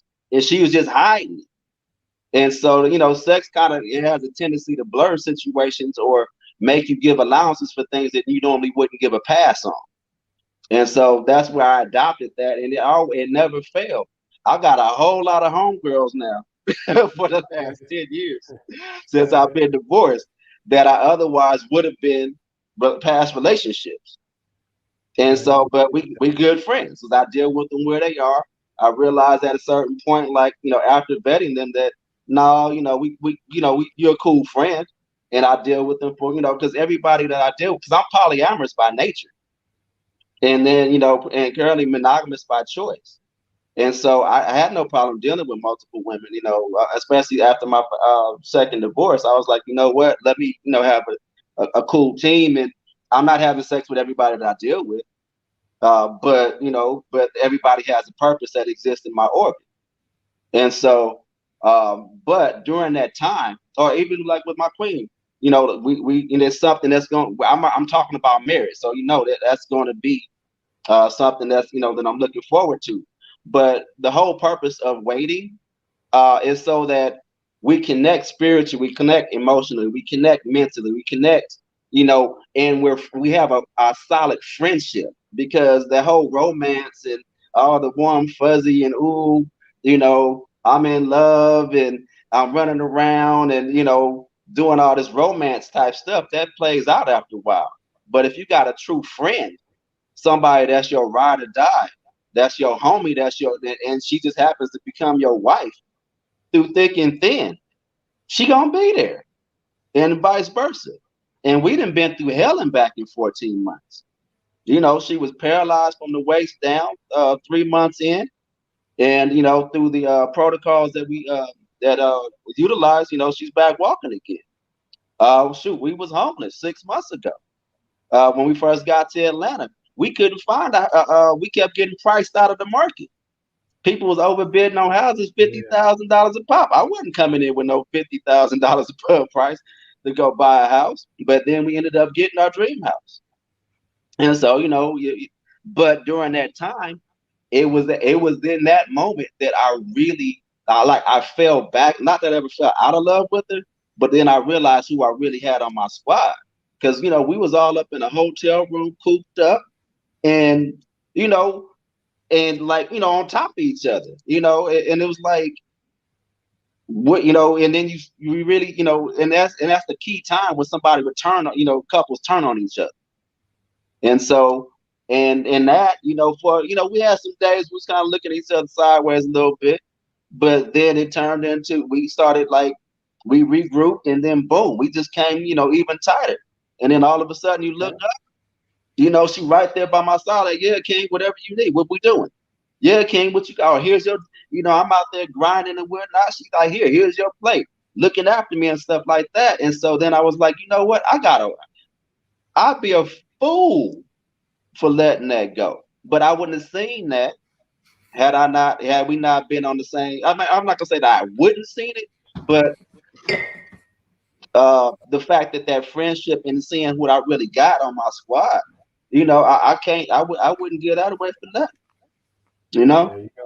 Yeah. So There you the go. whole purpose for waiting is so that we can build our love on different levels. And then, when we actually physically come together, oh my God, that's gonna be out of this worldly, because of all the time we've invested on the spiritual plane, all the time we've invested on the emotional plane, all the time that we've invested healing each other. That sex would have blurred those lines per se. And then I got a chance to see her for who she really is, and she knows me for who I really am. Because it's not me putting my best foot forward or her putting her best foot forward to hook me, because that wasn't even part of the equation, or so that I can hit, or vice versa. And so now when we actually do consummate our relationship, we actually got something to look forward to. Well, yeah, I am seeing that. I will say this. You know, if you guys can agree and court, and you know that you guys aren't doing any funny stuff on the side, and you guys are taking that time to get to know each other, because that's really the way it should be. You know, um, I don't believe it takes like 6 months, 1 year to get to know a person. I think you can know a person in 2 weeks. To be honest with you, I think if you could wake, I have a buddy. He's an engineer. He's an engineer, Mm-hmm. and he flew to the Philippines. He met his wife there, and he stayed with her and her family for 2 straight weeks. And he knew just in 2 weeks' time, no sex, just getting to know this person, Mm-hmm. that she was the one. He married her, and they're still together. I think it's like 9 years later, two, three kids. He's not engineer anymore. He's moved on to making more money doing something else. She was an RN, so on and so forth, and they're still together. And his mindset was, when you're dating a person, and you're busy, you might get 1, maybe 2 weeks out of the month. How can you know a person when you're dating them, when all you're getting is their representative the whole time? You're not getting the full them, who they are, you Mm-hmm. know, how they are when they wake up, what their bad moods, whether you don't know. You're just getting their best representative every time you take them out, because they don't want to ruin it and you don't want to ruin it. Right. But when you spend every waking moment with that person, which is pretty much what you did and what you're doing, you know, there's no pretending after that. Right. You know exactly who that person is. They can't keep bringing. They're gonna try to put their best before, but they're gonna get cranky sometimes. Like you said, they're gonna get emotional sometimes. They're gonna do things that are not necessarily perfect. Yeah. You're not just gonna see them with their makeup on. You're gonna see them with their makeup off. You're gonna see them in their natural state. And if you do it like that, you're going to get a more better result than if you're just dating, having sex, and getting emotions involved, and swapping, genes, and soul tied and soul imprinting and all this other stuff that goes on. You're going to get more out of it if you take that time and you get to know who you're with. You got to inspect what you expect. I can't just overstate it any more than that. I don't want to leave my boy Walter out, man, because his brother was kicking some jewels. We was online. We were talking some things. Matter of fact, I just want to read what I wrote real quick, because this is where it says, you know, Keisha Cole said, "I've changed my mind." Keisha Cole says she's no longer practicing celibacy. So I wrote something. I said, when a man hears a woman say, "I'm practicing celibacy," or "I'm a born again virgin," we're really laughing at y'all. Number one, we don't believe a word that comes out of your mouth. Number two, we automatically think she got way too many bodies on her and she needs more than abstinence. She needs an exorcist. You don't gain more value with a man because you're practicing celibacy. In fact, a lot of men won't even waste their time. Why pay full price when you can get it on a discount? Just common sense. Red flag, avoid it like the plague. Now go ahead, Walter. That's just what I said, y'all. That's just what I said. Now I'm hearing different things from I got the right people. I got the right people in here because I don't like echo chambers. I want to have a real discussion, and you guys are enlightening me on some things. So go ahead, Walter. Oh yeah, I'm not the echo chamber type dude. Like, especially online, I can't deal with that's. No offense to anybody on here, but this is just me. It's hard to deal with people that's too far on either side of the bipartisan coin. Because I mean, that's just not me. That's just not how I do things. But I still respect people, though. And I think that's where it comes down to respecting people, respecting what people believe. But at the same time, while you respect what people believe, you can't allow their choices to um, what dictate what you do, dictate your mission. I'm one of those people that I'm in the middle. Like, I'm not going to tell you, oh, you need to eat healthy. Whether it's food consumption or mental consumption or whatever. But at the same time, I'm not the person that's going to say, oh, well, I don't care what you eat, knowing that you can gain some knowledge from it. I'm going to say, hey, do you know that eating that McDonald's every day, whether it's physically, relationship wise, mentally, that eating at McDonald's every day is going to cause you cancer? Do you know it has these ingredients in it? And then if you want to eat it, then fine. If you don't want to eat it, then fine. Now, if I see you trying to get somebody else to eat it, especially somebody else that I know, like one of my kids or somebody that looks up to me, I'm going to let them know, hey, this is what they're trying to do. This is their choices. You don't have to participate in their choices and know the consequence and outcome of this. You can get cancer from this. You can go through heartbreak from this, whether it's physically, mentally, in whatever aspect. And I don't really, what Kiesha Cole does is what's on Kiesha Cole. But hopefully she does have the knowledge. She's doing this with the knowledge of it, then that's her life. However, she does have a platform. There's a lot of people looking up to her. And if people see somebody doing something that's hurting themselves, then to me, where I come from and what I do, it's good to let people know, hey, what this person does is their choice, but know that they are hurting themselves. Know that they are bringing children into this and hurting their children. I mean, we live in a time where animals have more rights than the children. I know social workers, and and so there are people that's doing. I mean, I'm not going to empower somebody or empower a group like women or whatever, but ignore the other side of it. I'm not going to empower men or empower a group of men or whatever, but ignore the other side of it. I'm going to talk about both sides. So there's going to be men and women who do things that's of noble pursuit, men and women who do things that's of less than noble pursuit or less than genuine pursuit. I feel as though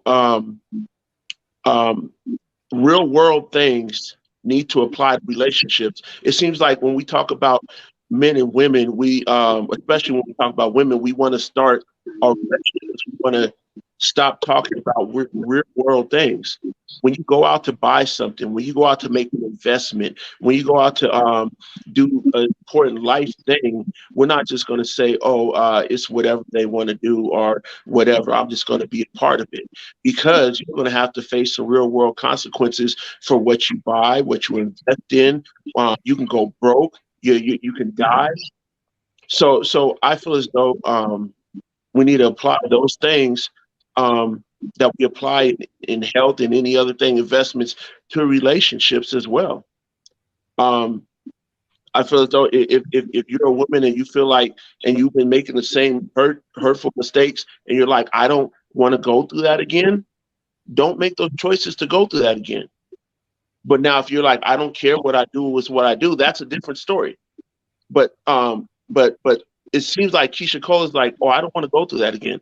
All right, let me be celibate. If you want to be celibate, grow in your celibacy.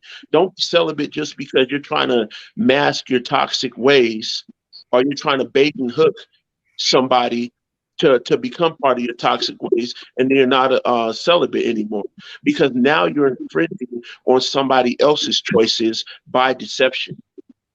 And I feel like if we're going to be liberal and respect people's choices. We can't just respect one person's choice or one person's lifestyle at the expense of another person's lifestyle. There has to be something humanitarian about it. There has to be something equitable about it. And in the Kiesha Cole situation, and the people who want to follow in that example or not, I don't see health. I don't see equity. I don't see, hey, this is my choice, and I want to stay in it because this is what I do. I don't want to repeat this again, but yet I'm doing the same things to repeat this again to face hurt.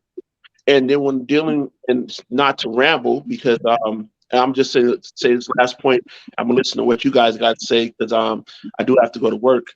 Um, if a young person comes up to me, I'm gonna let them know the healthy side, because I do ministry. I'm gonna let them know the healthy side and the non-healthy side about it.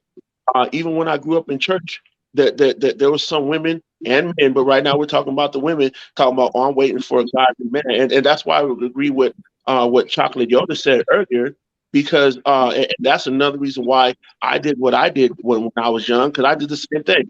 Women that say, oh, I want a godly man, I was trying to hit that right away. I ain't gonna lie, that's how it was when I was younger, because I seen this was a hurt that I went through. I seen a lot of women say or tell me to my face or proclaim, "Oh, I'm just waiting for a godly man. I'm waiting for this." But then a couple years later, they get knocked up by somebody that's all but. Pookie and Ray Ray. Yeah, and like, okay, if that's what you want, Ray Ray ran up in that already. yeah, and I'm like, Godly man. what you want to do, that's your choice. But don't don't deceive others, because we teach people to watch out for pitfalls in health. We teach people to watch out for pitfalls in investments and whatnot, and so on and so forth, so on and so forth. So why is it so taboo to teach the younger generation or anybody that's willing to watch out for certain pitfalls in relationships? It should all real world knowledge to me applies. So that's just where I'm coming from. Hey, God bless y'all. You know, man, y'all been kicking some things. I like what all y'all said. I'm gonna continue to listen. I just gotta go get this bag. Go get that bag, Oh, sir. man, it's a pleasure, brother. Appreciate it. Yeah. Yeah, care, no, I man. appreciate you, man. Yeah, your insight is it's spot on. Appreciate it. God bless Yeah. you. God bless you, brother. Always dropping jewels, man. You're welcome anytime to come to the show, man. You already know, man. You're welcome anytime to come back on the panel, man. Always. All right. So yeah, man. I mean, I hear what everybody's saying. I hear what everybody's saying. But Chakayoda, you said it the best, man. That's to me. If I hear celibacy, if I hear I'm saving myself because I'm a Christian, back in the day, I already knew I was hidden. I already knew. It was no doubt in my mind that I wasn't gonna get in. It's no doubt. First of all, I knew I had game. And not the type of game that is deceitful or that lies, but the type of game that's just straightforward that you just have to. I don't know. You just have to vibe with that. I just had a good vibe, and I knew that. Hey, I was confident. My confidence told me already. Like I wasn't gonna take no woman out on no date that I know it wasn't gonna be. There wasn't gonna be some kind of rainbow at the end of the tunnel. It may not have to be the first day. Okay, but I had an unction of knowing that, hey, we was gonna get that intimate time pretty soon, and it's gonna go down. So when I hear that celibacy, if I and I not that I hear it often, but if when I think about that, because I know how modern women are, I'm already know it's not coming from a spiritual place. It's not coming from a healing place. Matter of fact, I don't, me personally, anybody else, I don't think I ran into anybody that maybe they needed healing, but they weren't trying to be healed at that time. They were trying to let loose and get it in. And that's how I dealt with people. I mean, I'm going to tell you what it is and what it ain't, and you're either going to have to deal with it or you're not going to deal with me. And I had enough confidence and I had enough sense back then, and I had enough training from my uncles and my dad to understand, hey, man, it's going to be okay. It's not going to be the end all be all because you don't get this one. There are so many fish in the sea. So So let me many. ask you a question, Go ahead. because you've used this phrase twice, modern women. I want to point out that the word modern was first coined in the 1500s. So what is a modern woman? See, I have to separate modern women from everybody else, from other women. I have Okay. to. You know, But because what are they? What does that mean? I don't want to put a blanket in. Modern women are modern women to me is the feminist movement, is the feminism. Modern women to me are women who are not traditional women. Modern women are the women of today who, you know, to me they're out of control. You know, they're the ones telling the guy that you got that you got to make six figures or more, or I'm not dealing with. Okay. They're the ones. They're the ones Okay, that that has we would nothing to do call. with feminism, but okay. Well, I hear what that's you're saying. that's you know, if we're going to say modern women, we're going to say they are modern. You know, they're not the traditional. They're not the traditional. They're not my grandmother. They're Right. not the women of my grandmother's So era. what was traditional? Because women tried to get vote, or actually did get voting rights in 1920. So were they modern women? I won't say no. I won't say they were modern women. I would say they were progressive women, but I won't say necessarily modern women. I Okay. think modern and So progressive is different. I asked that question because the terminology sometimes blurs the point. Mm-hmm. I don't see any inherent value in identifying someone as a modern woman, especially when you conflate the idea of feminism as somehow being out of control, and that has something to do with modern women.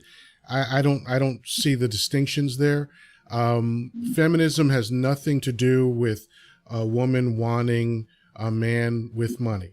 That's as old as the hills. There's nothing Well, no, modern let me about not. that. No, no, let me not say feminism has something to do with what feminism is about. It's supposed to be for equality. Mm-hmm. If feminism is just about equality, I'm okay with that. But it Mm-hmm. comes with some things, you know. If you know, I have nothing against a woman working, right? Taking care of herself, right? Providing for herself because she doesn't have a man. But what I do have a problem with is when modern women make that the focus. They put everything above family. You know, I did a show I did a show and I geared it towards black women. I said, what's more important than building the black family? What's more important than finding a man, submitting to that man, cooperating with that man, and building a family? Why are black women so against submitting to a black man? Or and why are they waiting so long to couple and get married to a black man? Why are they waiting till they have two, three children by different baby daddies or and then try to find that one? Why are they waiting for this soulmate that I don't believe in? There's no such thing as a soulmate. The one you're with is the one you're with. You make it work. You write it out. You make a vow and you commit to it. I don't see nothing wrong with saying, hey man, I'm gonna rock with you. You're gonna rock with me. We're gonna build this family, and we're not gonna let nothing come in between that. Not even our own insecurities. We're gonna figure it out because that's what our parents did. There wasn't no soulmate back then. There was a, you know, we're getting together and you know, we're writing it out. Death do us part. Right. So There was so what you're describing is nostalgia, right? The idea that before things were wonderful, and that's just demonstrably not true. no. I never Um, said it was. I never said it was.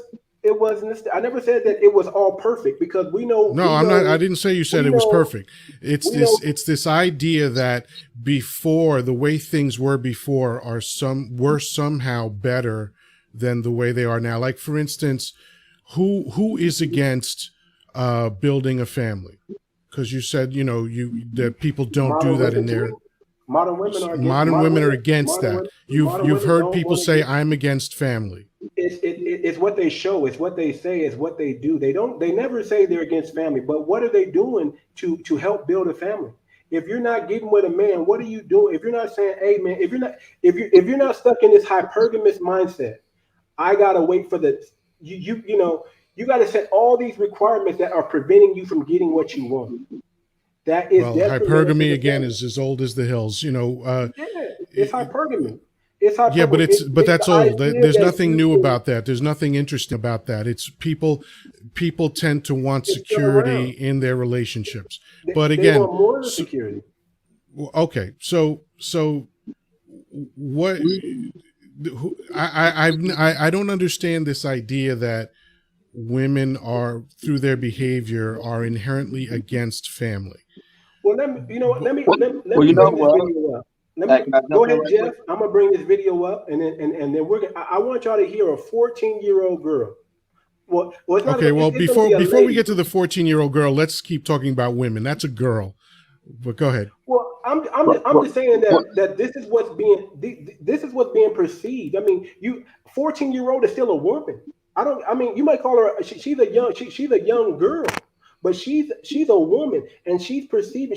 When you're 14 through 16, you start coming into your mind. You start realizing some things. You start growing. You start experiencing things. When you have these people telling you, "Hey, man, I wanna have 2 kids without a dad, without a father." That's a problem. That's not helping build a family. Yeah, again, but the thoughts of a 14-year-old, and I saw that this was part of the conversation, and I'm not dismissing it, but right now we're talking about adult women, so adult women. well, So adult women. mhm. Why are they waiting so long to get married? Well, Chocolate Brown, what's your opinion? there's lots of answers to that question, right? So first of all, why do you think marriage is the only goal, is the only possible outcome? It's not. Okay, there's different lifestyles. Like you used the word earlier, should. This is how things should be, based on what, right? Well, There's I got to come from a biblical standpoint in this. I okay, got to okay. come from. So then, from a biblical standpoint, that means that if someone eats shellfish, you're killing them, right? Because that's what the Bible says to do. Yes, it absolutely does. In Leviticus and Deuteronomy, there are paragraphs and paragraphs devoted to the fact that eating shellfish is an abomination. Yeah, it is. But we know today through science that it's not necessarily healthy. We know that. Oh, okay, but again, the Bible says you're supposed to murder people who eat shellfish. That's what it says. I don't know about that. I don't know about that. You don't have to know. I know. I've studied the Bible for decades. Okay. I guarantee you, just look in Deuteronomy, I know the Bible look in Leviticus. from Genesis to the maps. Okay, in Hebrew, in Greek, Aleph, Bet. I mean, I could start. And in Leviticus and Deuteronomy, both of those sections. It talks about they are an abomination, but it doesn't say they're going to kill you if you eat some shellfish. Yes, it does. An abomination by its very nature is punishable by death. Come on, man. Let's be real. If you're going to quote the Bible, let's quote the Bible. Okay, but when he's saying it's an abomination, he's not talking about it's an abomination by that. There's something called transliterary interpretation, and if you go back to the Greek, it does not say that it's going to kill you. I mean, now he used Greek isn't the first language, and that wasn't the language that the Bible was written in. So why would we go to Greek? Well, the Bible was written in Aramaic. The Bible was written in Aramaic. So why would we go to Greek? Well, I'm just saying that if we go back to the if we even go back to the Aramaic, it's not saying that. It's not saying it's saying it's an abomination, but it's not meaning that it's going to cause you. It's not mean it means over time it's going to kill you. It's not good. God doesn't like it. It's an abomination to God. That's what he's saying. He's not saying that they're going to go out and stone you. It doesn't say anywhere where you're going to get stoned to death for eating some shellfish. It just says don't. It actually does. And I can only go by the Bible that's printed now. I can't rely on 15 different interpretations, and that's not the only example. There's lots of those. If a woman has sex outside of wedlock, you're supposed to drag her to her father's doorstep and stone her to death in front of her. Okay, that's what it says to do. Right. Okay, it does say that, but we also got to look at it in the cultural sense. I mean, you have to look at the building of a civilization. It has to grow.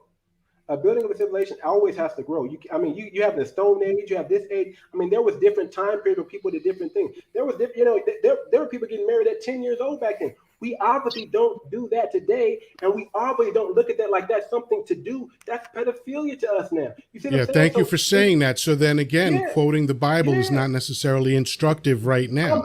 I'm just saying, you have the infancy stage, you have the building of civilization. People weren't living as long as they're living today. They were actually living short. There was more infancy deaths than back then in those times. So you have to always look at things in that context, in that period for that time, because we understand that this was the early civilization. Mm-hmm. There was Moses was needed in that time, but we also know Jesus came and he had to set things right, because he said, hey, what you were doing was just, practicing the letter of the law, but the letter of the law is really written in your heart. Right from wrong based on what I put in your heart, based on the teaching that you were raised up in. We all have a conscience.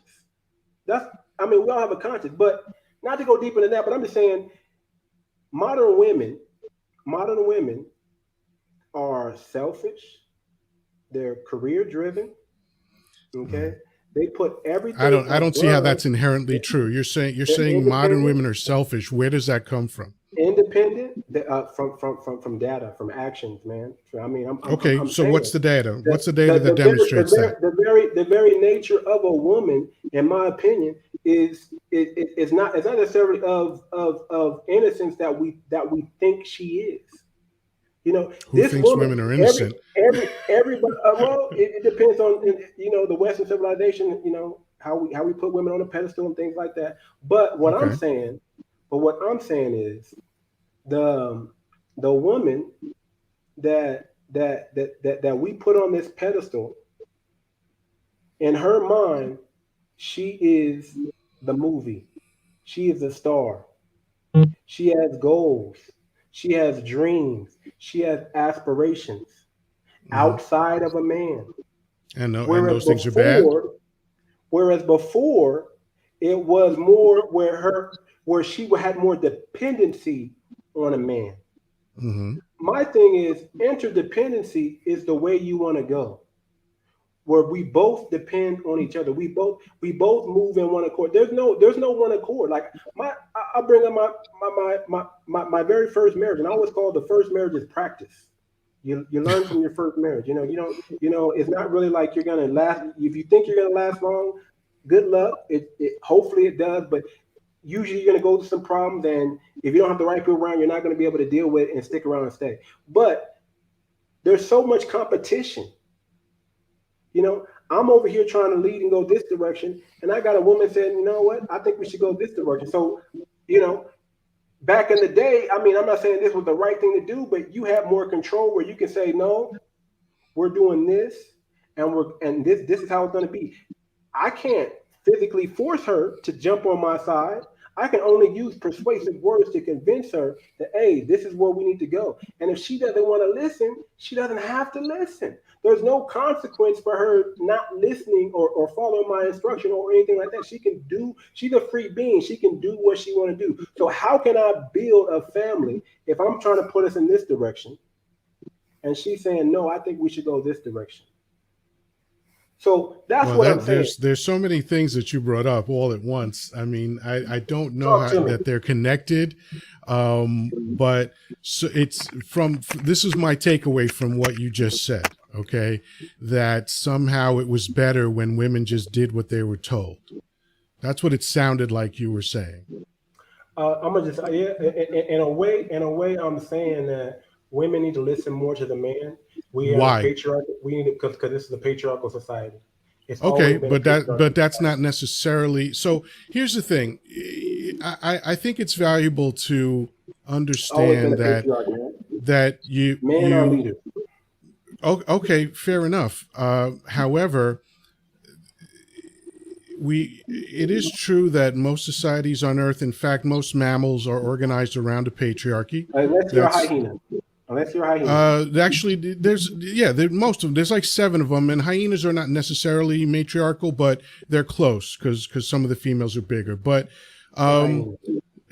Modern women So are hiding. there's about 7 species, but there's about something like 6,500 species. So obviously the default in nature is a patriarchy. However, that doesn't mean that someone automatically has to listen, a woman automatically has to listen to a man, right? Because you have to Who separate should lead the then? society at Then? I'm large. curious. Who should lead?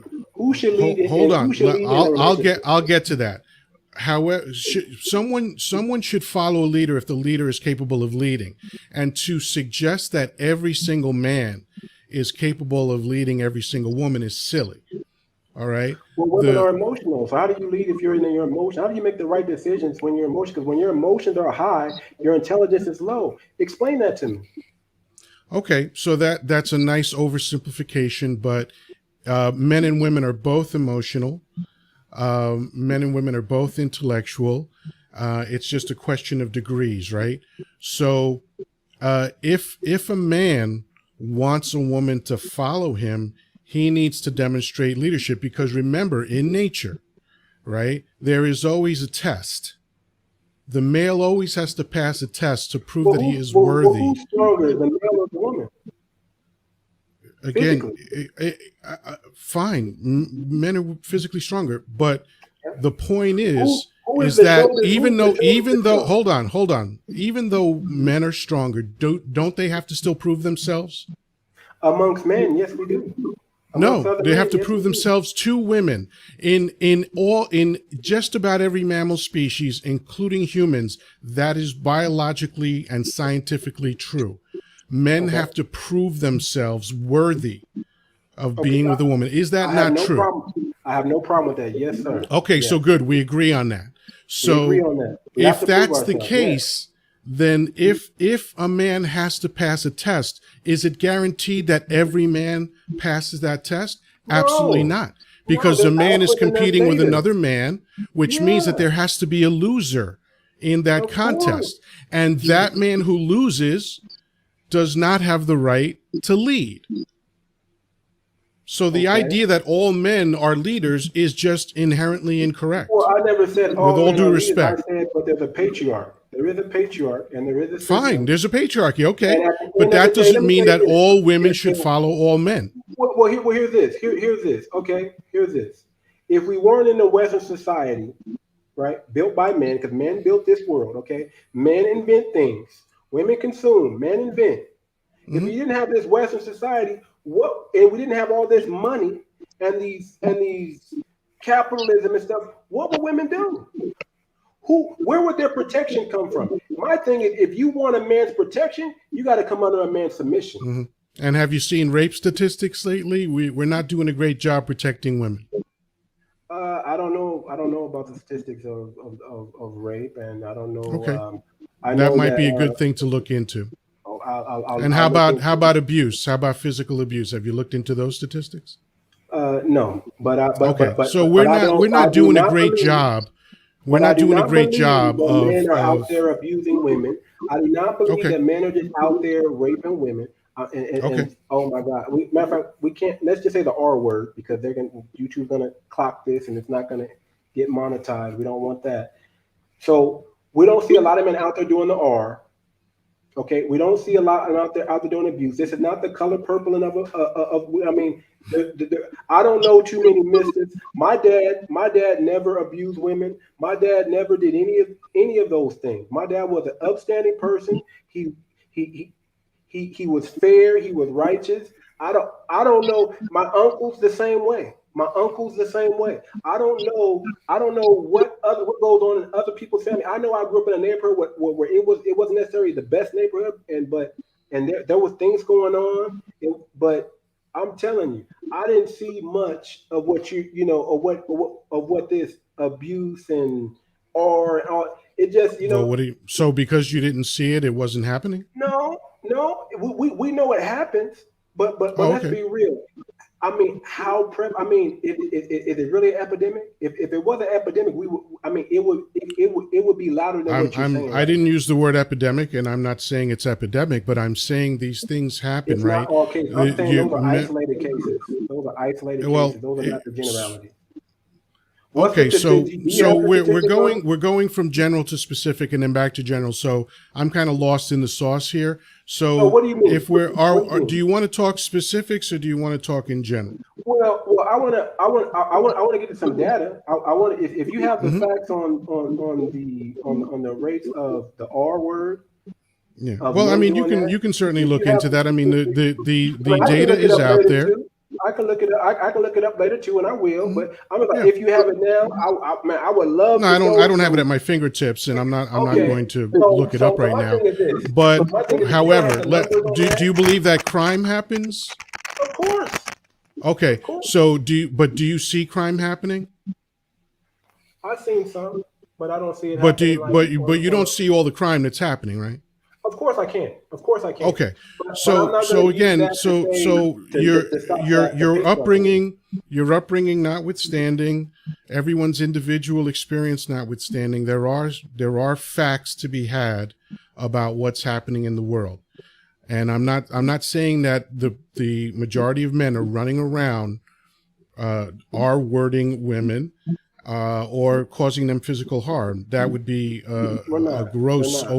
Yeah, that's overstatement. not. If it was, However, we could if be when you tweeting about bring all up the that. idea where they're going to get their protection from, then I have to start talking about times where they're not protected.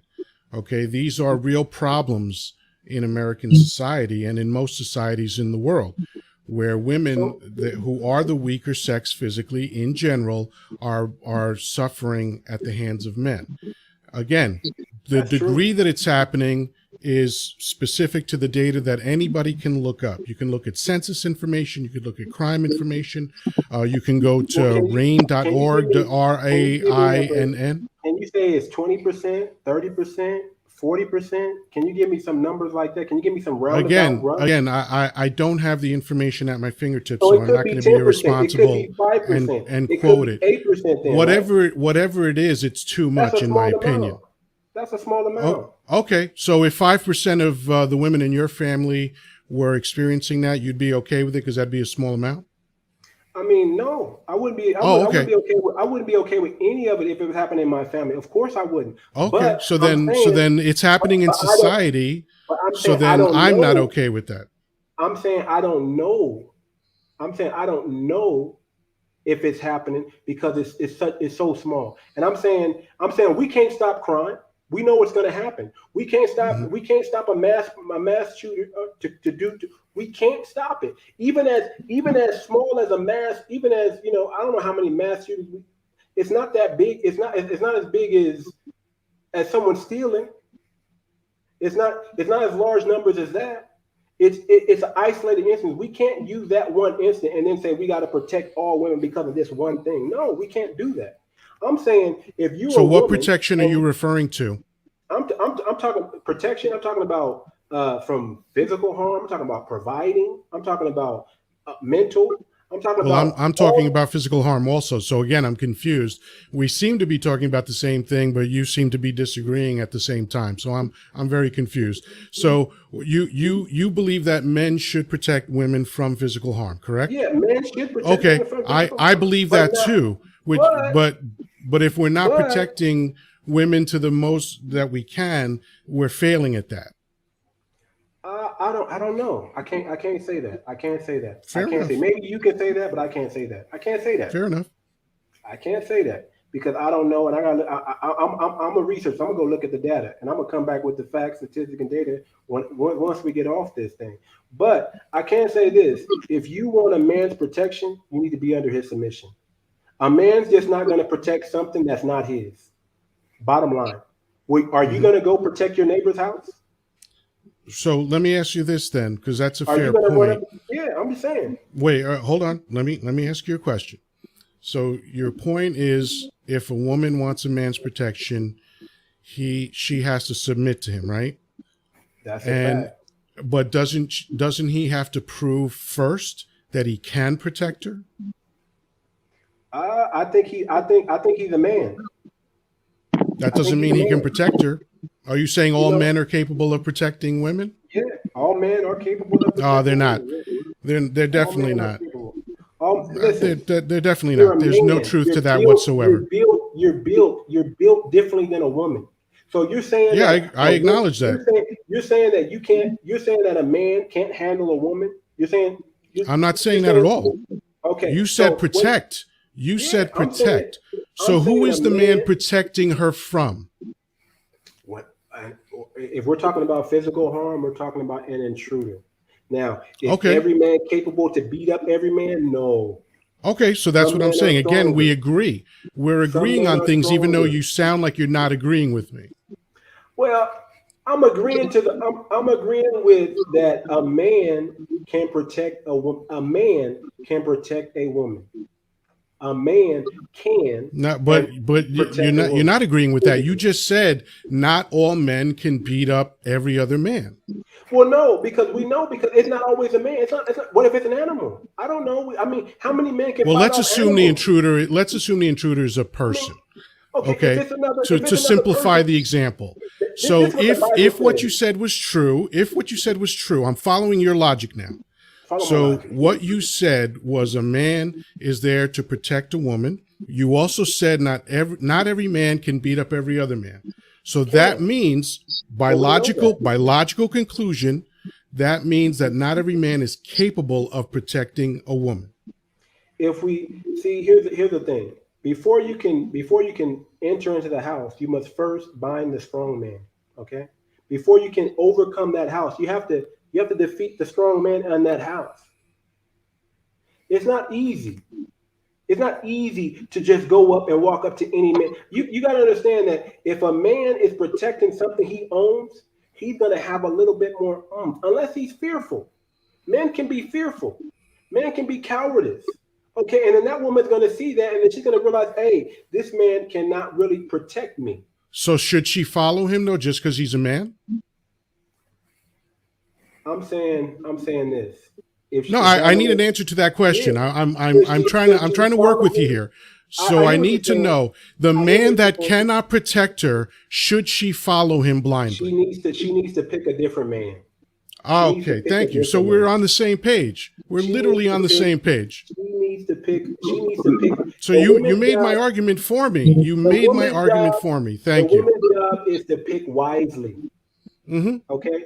The woman's job is to, of course, pick the man that's going to give her the chance of having a family, having a legacy, of getting an offspring. That's why in the animal kingdom, we know what happens in the animal kingdom. Not every male gets to mate. Not every male's going to mate. Okay. So we agree. Thank you. But the man is the head. And if you choose that man, yeah. If you choose him, if he's smart or not, you chose him. That's your protection. That's your protection. Unless he isn't. Now, unless he isn't, okay. Let's say you're married to that. Let's say you're married to that man that can't protect you. What am I gonna tell the woman to do? Divorce him? Go find another one? You got 2-3 kids by this man?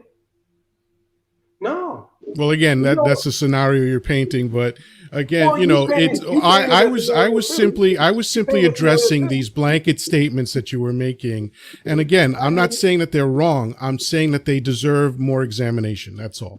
And I totally agree. I make a lot of blanket statements. I make a lot of bold statements. I make a lot of general statements. I make a lot of statements that are very controversial. But in the essence of it, I'm saying the man is the leader.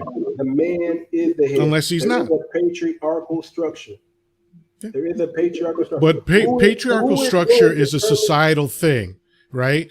And a society is made up of individuals. So each individual is not the same. That's all I'm pointing out.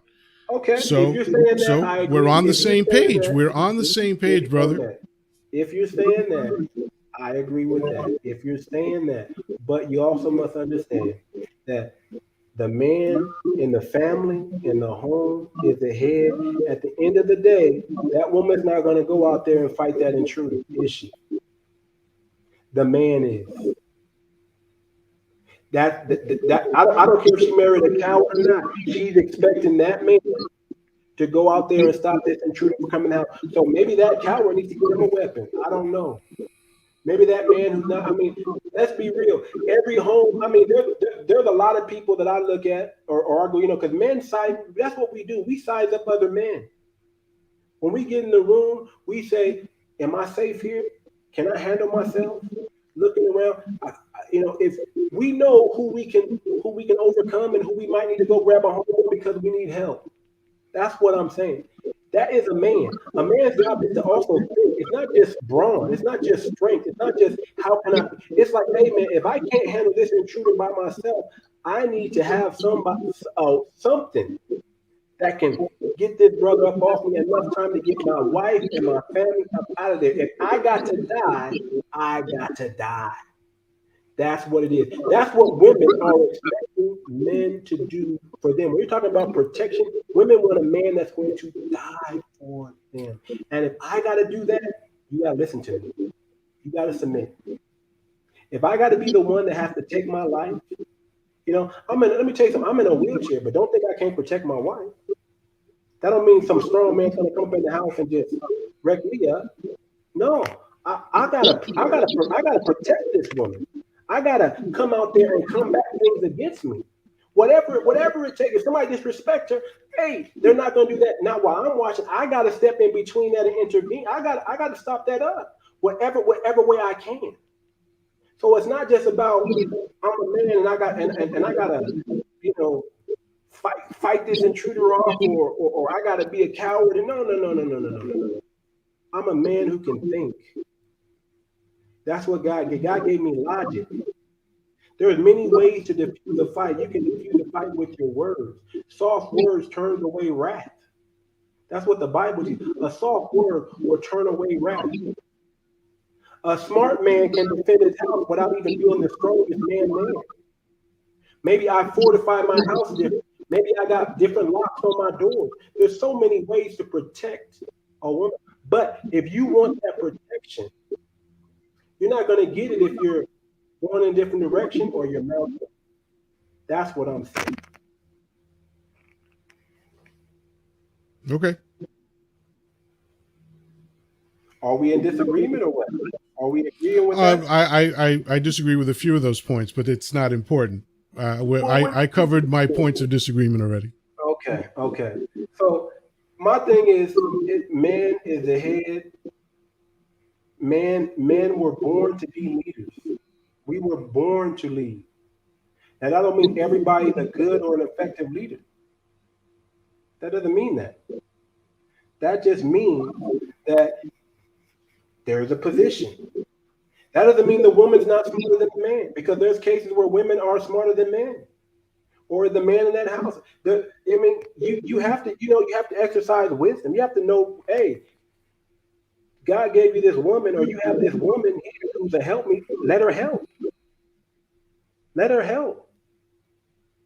You have to have. So wisdom. now you're introducing nuance, which is what these conversations need. Right? There's the big, bold, brash statements that are great sound bites that everybody's making, but if you want to have a real conversation about these, which we are, thankfully, it comes down to nuance, right? Life isn't as simple as this is how it should be. There have been 150 billion people that have come across planet Earth, and not one of them lived the same life. That's a fact. Okay, so cultures don't even agree on how life should go. Even regions don't agree. Even in a household, they don't agree about how life should go. So this idea of how things should happen is a very tenuous idea, and that's why nuance is important, to understand where the exceptions are and to understand what the reality is. So again, this is productive conversation. I hope so. It should be, because listen, I can't be right. I can't be writing everything. You obviously, older man than I am. Jeff is also older man than I am, even though he looks like he's 20. And by the way, my son's older than Jeff's son. My son turns 37 in 15 days. So man, so I'm not the most, like I said, I never projected myself to be the expert here. You guys, to me, are more the expert than me. Let me just say that clear. You guys are more the expert to me, but I have my opinion. I have my view. I'm not. I know. I know what I know. I know what I've experienced. I've known what these 42 years bring me. I've seen things not work. I've seen things not work. I have an uncanny viewpoint. I mean, my dad was born in 1942. Man, this dude was, and didn't have me until he was like 40. I used to go back and forth with this man all the time over his views, only to find out he was right. You build a house before you bring the woman into it. It's common sense, but we don't practice that, do we? It's common sense. You build a house first. You go out there and you make something of yourself. You go out there and you work hard. You go out and find out who you are first. Don't go trying to lead a woman and you don't know who you are. Again, so now you're introducing more conditions, which again, that's part of the nuance in the conversation. Well, these are things that are, I don't want to say self-explanatory, but things that you're Well, raised they're into. not, and there's no such thing as common sense, because otherwise everyone would agree on everything. Well, yeah, I guess they say common sense ain't common, right? But there are some things that I think that should be common knowledge out there, like having sex before marriage, having children out of What? wedlock. So wait, what? Having sex before marriage, people should know what about that? Well, you know, it's not. It's not the best way. I mean, if you can, you should be a virgin. You shouldn't have sex before. You should not be doing something that was made for. Uh, how do you say? And speaking biblically, that's made for the making of a family. You shouldn't be out here having multiple partners, because when you do that, there's something called, people believe in soul ties, and you Yeah, taking on that that person. sounds like something Hallmark made up, but okay. You taking on that person's, you taking on that. You're not just mixing fluid, but you're mixing DNA. They're saying you can see two old people all of a sudden when if they grow old together, they almost start to look alike because they're eating the same food, they're mixing the same. It is what it is. The two shall become one. But that's what Yeah. the So Bible. again, The Bible says. if you're going by a biblical point of view, fine. Again, not everybody believes in everybody the agrees with Bible. that. In Not fact, the everybody agrees vast with that. majority of the world does not believe in the Of Bible. course. So, And are I'm gonna say the vast 85% of the people wrong because they don't believe in the Bible? I'm like this. There are people who are Christians who are professed to be Christians that aren't even practicing Christians. Okay, that I know. There are people who believe in just all kinds of things. We don't know. I've never seen God physically, right? But I can't disprove that He doesn't exist.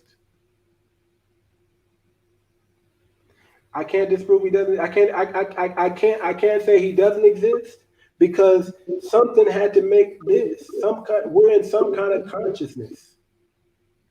We're in some kind of other state of reality, altered state of reality. We're existing. I'm able to talk to you. You're able to talk to me. I'm in Africa. You're in the States. I mean, we're able to communicate. So I can't say, there are things that I can't see, but I know that is. I can't see air, but I know I breathe it. If I stumble upon a watch, I'm not going to think that it was evolution that made this watch. I'm going to know that somebody took the time. Somebody took the patience. Somebody had the creativity to create this watch and put it together to where it tells time at a certain time of the day. Even though time may not really even exist. It's just something that we created in the confines of a day.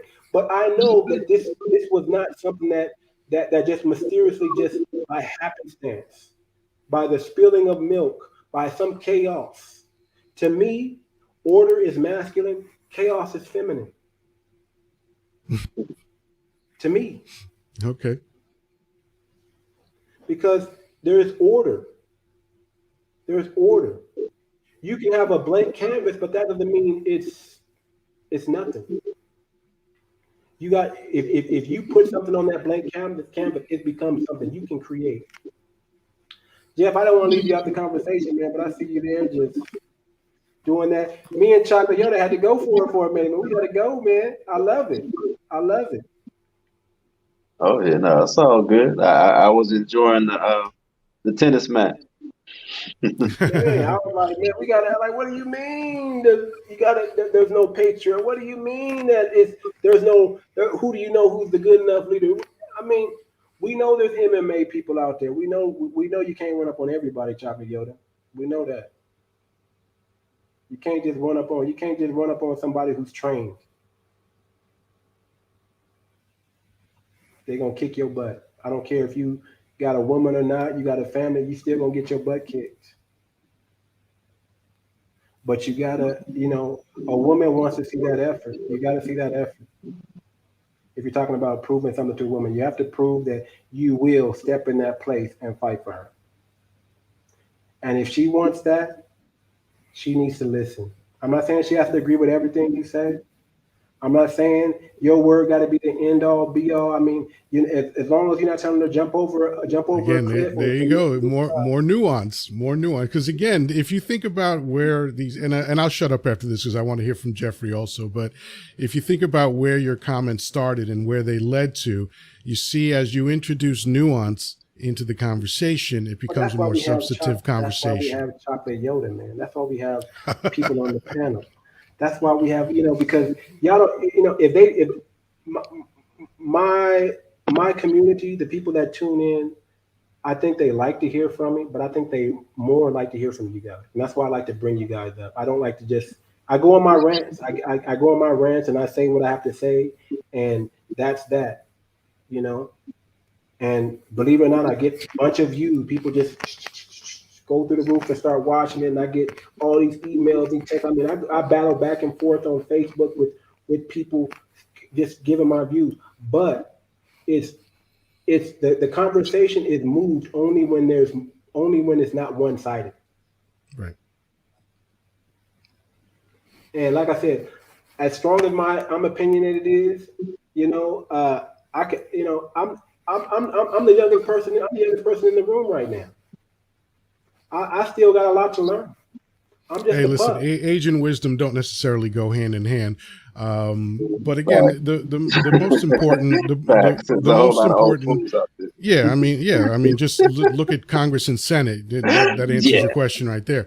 But yeah, no, again, and I'll shut up after this. But I find the best way for me to approach any subject is to understand that my perspective is only my perspective.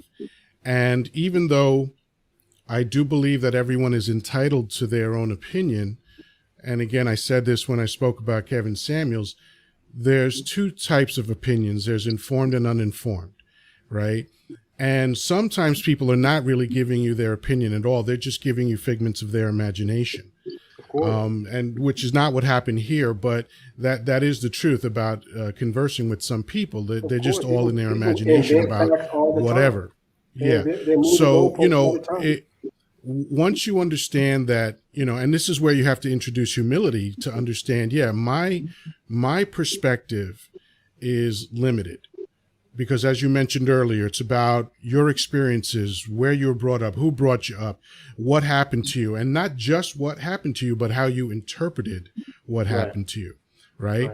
So, there are some people out there that love dogs. There are some people out there that are terrified of dogs, right? And it's because of their experience, and that shaped their perspective. So it's great when we have multiple viewpoints and multiple perspectives because it introduces nuance. It introduces a different way to look at things. And look, it doesn't necessarily mean that when you hear something different, you have to agree with it, but it might stimulate your thinking to and realize, oh yeah, you know what? There are other ways to look at this. Maybe my one way of looking at this is not the way. It's not the way people should think about it. It's just one way to think about it. So anyway, that's it. I'm done. Okay. Let me just hit up the comments real quick. We got Walter was typing a bunch of stuff.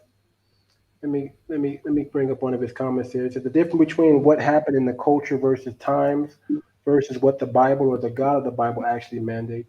Yeshua never did co-sign on the mistreatment of women. Never did. He also called out and male hypocritical treatments towards women. He put laws in place for that, and we do know that to be true. One more by Walter here. Is there a difference between monogamy and polygamy and promiscuity when it comes to biological health? Is one less biologically healthy given the modern STD, social worker status, statistics, therapies? Good point. Good point. Good point.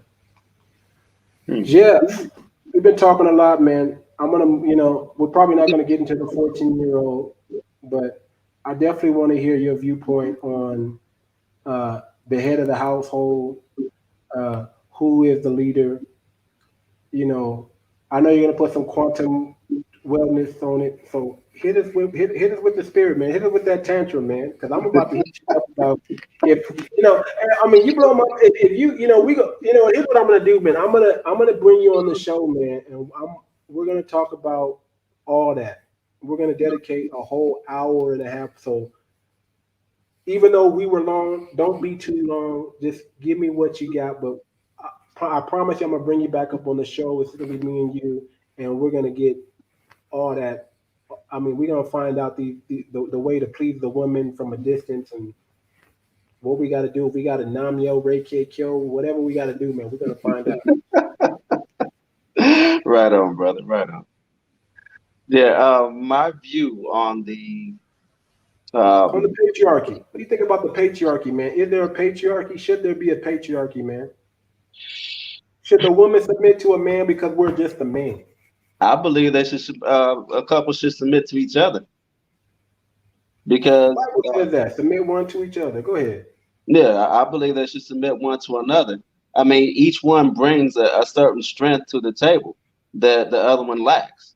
I mean, when you look at from a woman's standpoint, physically, the statement is made that women are weaker than men. But shit, let me see a man have a baby. 'Cause I watched all my children be born from the womb, and there's no way that I can say that I want to endure that pain. But women do it all the time. So their strength comes from a different standpoint. Now, with that being said, I look at my ideal of what a household looks like is pretty much based on the Holy Trinity. And so instead of, depending on what religious background you come from or whatever culture that you're affiliated with, that Holy Trinity is something that's transcended. It's an ideology that comes from ancient times, and um, and is given different names. And so for like in my household, our Holy Trinity is God, husband, and wife, and we all function as technically equals. And so, and God in our sense is submitting to the Most High, and so that's the universal oneness, and that's what we're committed to. And we come and we bring our individual strengths together, and then we go on ahead and then we move in unison that way. Now, when it comes down to it, there's if we're talking about if there is a pecking order per se, then it's 1A, 1B. And the reason why I say that 1A, 1B, 1A man, 1B woman, but we both have equal input. But when it comes down to it, when a decision is made, or we just at a stalemate where it's like there is no agreement in that situation, I'm going to have to have the final say. And the reason being is because if things go sideways, I'm the one that's got to shoulder the burden. Exactly. Here's my thing. No matter what, if you're a man, you listen to the woman, and something goes bad, you're still at fault. Mm-hmm. If you say forget what she's talking about and do what you just say this is gonna be my way or the highway, and something goes bad, whose fault is it still? It's still the man's fault. So my thing, if you're the man and you got to take on that blunt of it's always going to be your fault, you might as well make the decision. You might as well make sure. You might as well, because my mind says this: there is no such thing as a right or wrong decision. There are just decisions that you make and decisions that you make right. It's not up to the woman to make it right. It's up to the man to make it right. Yeah, but that being So no said, matter what, it's going to fall on your shoulders if yeah, something goes wrong. If bills don't get paid, if something falls behind, if something's not fixed, it's your fault. So you might as well be the person that gets the final decision and everything, because no matter what you do, even if she makes a mistake, guess whose fault it is? It's your fault. yeah. But that being said, I earned the right to do that. Okay. Yeah, and so, but the when you mention modern women, what I hear in that is the women that have the "I don't need a man" mentality, Right. and That's that's exactly what modern divisive women are. within a relationship. But the thing Exactly. is, if you come across a woman that is like that, just understand that there won't be any peace in that house Right. because so I get, I get what you're saying when you mention modern women and that ideology, and that's something that's become common since welfare was initiated. It actually started. When did it? Yeah, actually, it really became widespread when the man had to. We're talking about in the black community in particular, when welfare was initiated, and in order to collect that check, the man had to dart out the back window, the back door when the social worker came. And so then, and why that even came about was, what? I'm about to open up a whole can of worms, but it's what it is. When we look at the civil rights movement, the the whole equal rights thing was spot on, but the one thing that it failed to transfer over was black economics. And so when you look at, like, say, for instance, we talk about Black Wall Street, and I believe it was almost, I think, close to about 500 other cities that operated on a similar level. They were all destroyed right around the same time in the mid 20s and early 30s. But for the most part, many of them rebuilt even better than they were rebuilt even better than they were before.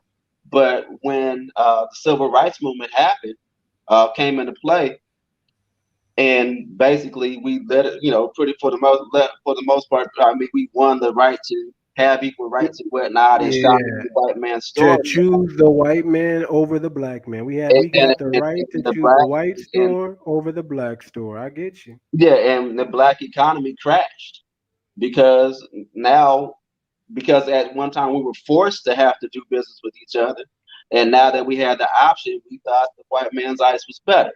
And because of that, we stopped shopping in our own community, and our communities fell apart. Because when you go into other cultures, I can't go to Chinatown and set up shop and be supported. I can't go into the Jewish community and set up shop. I mean, there's always going to be that one or two because if they have enough star power, whatever. But in generally speaking, we can't go set up shop in their stores. And so the black economy crumbled. And then that's when the drugs were already, I mean, drugs is already a part of the community because there's a whole nother plot as far as that's concerned. But um, the drug epidemic kicked up a whole notch. You had the brothers that were going to Vietnam, fighting in the war, coming back, and I mean, it was. I mean, it's all a plan. But at the end of the day, the respect level for the black man dropped tremendously, and so with that advent, you talk about the feminist movement and whatnot. Um, that mentality of and the uprising of the single family homes kicked up a whole nother notch as well to where it became commonplace. Because when I was growing up, kid in the 80s, in LA, it was like who had a daddy in the house. That was uncommon, you know. Yeah, man. Yeah, Yeah, and man. so that Who had man? I was fortunate to have mine. I was yeah, fortunate to have mine. yeah, and Fortunate because the I same saw with so mine. I many. mean, him and my mother weren't together, but we spent, every weekend I was there. I was right up under it. You know, you know, Right. right behind him in tow everywhere he went. And so I had a relationship, and I had, and that understanding of how a man operates and functions. Was he the greatest example of that? No, but he was solid for me. He made me the father to my kids that I've, become, and then also with the help of my grandfather instilling his knowledge. But at the same time, that whole generation, my generation, I was a latchkey kid, and that was common. And so That you was have a generation of kids that were raised by their moms, and so our generation got into that mindset of this is normal, or seeing a two-parent household, or seeing a family unit was uncommon. And so now what you're seeing, you're hearing the term modern woman is the personification of this is the way it is, that I don't need a man, I can do it on my own. Yeah, the modern woman is destructive to the family, man, because she feels like if she can make money, what do I need a man for? Yeah, And when you have that mentality, just like you say, it's destructive to the man, it's destructive to what he's trying to build, because men should be about their purpose. yeah, This is what I truly believe. A man should be about his purpose. Everything should be second to a man's purpose. right. Now, one thing to keep in mind though, brothers got to step up.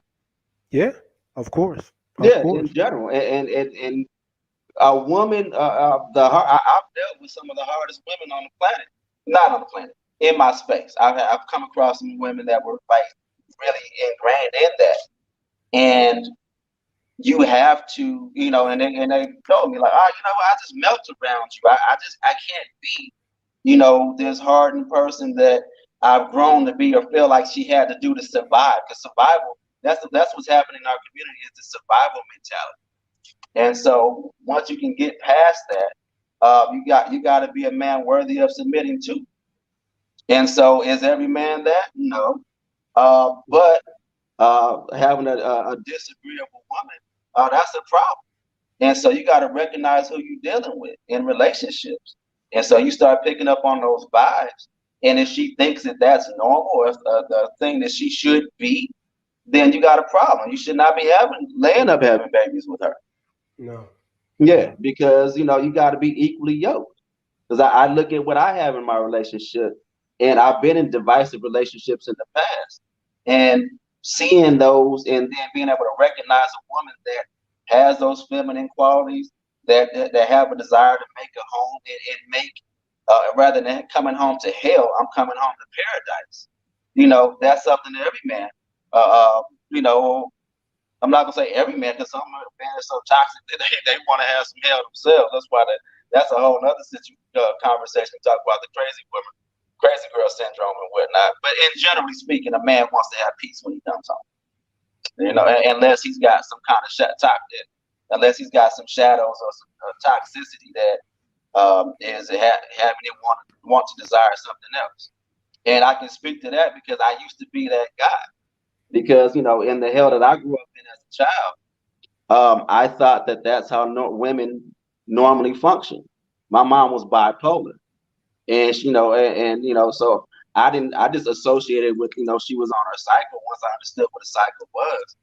But no, my mother wasn't in her right mind. She suffered from mental illness, but it was just me and her in the house. So I thought that was normal, and so if a woman wasn't crazy out of her mind, or had like some kind of tendencies or whatnot, I thought that was cool.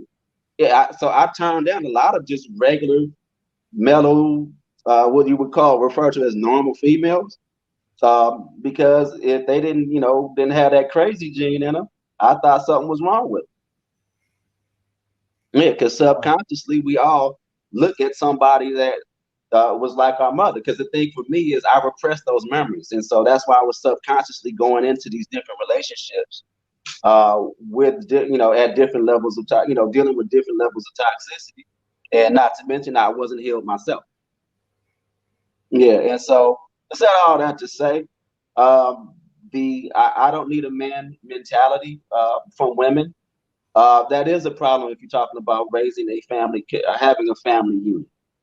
And if that situation exists, hell, run like the plague. Because if she's not really willing, you can't make a family in that situation. There's always going to be a conflict, and so that's where the whole co-parenting model comes into play. Okay. Yeah, and so because because that mentality, and that's something that's been instilled in us, and it's not what do you call that? And it's by design. It's by design. Yeah, it didn't just happen like that. So let It me ask you like this. You big that know, was created and manufactured over so let me time. ask, let me ask you this because you have kids, you have girls. Yes, Let me just be straight. Are you raising your daughter to be an independent woman? yes, with a twist. Okay, because so maybe because you know, I was okay, going on back because you have to keep in mind that my youngest daughter's 20. So 20, 25, 30 will be 31 next week, or actually on the 20th in a few days. And so my parenting has evolved over time. And so when my oldest daughter was born, um, I had this idealistic mindset of how children should be raised.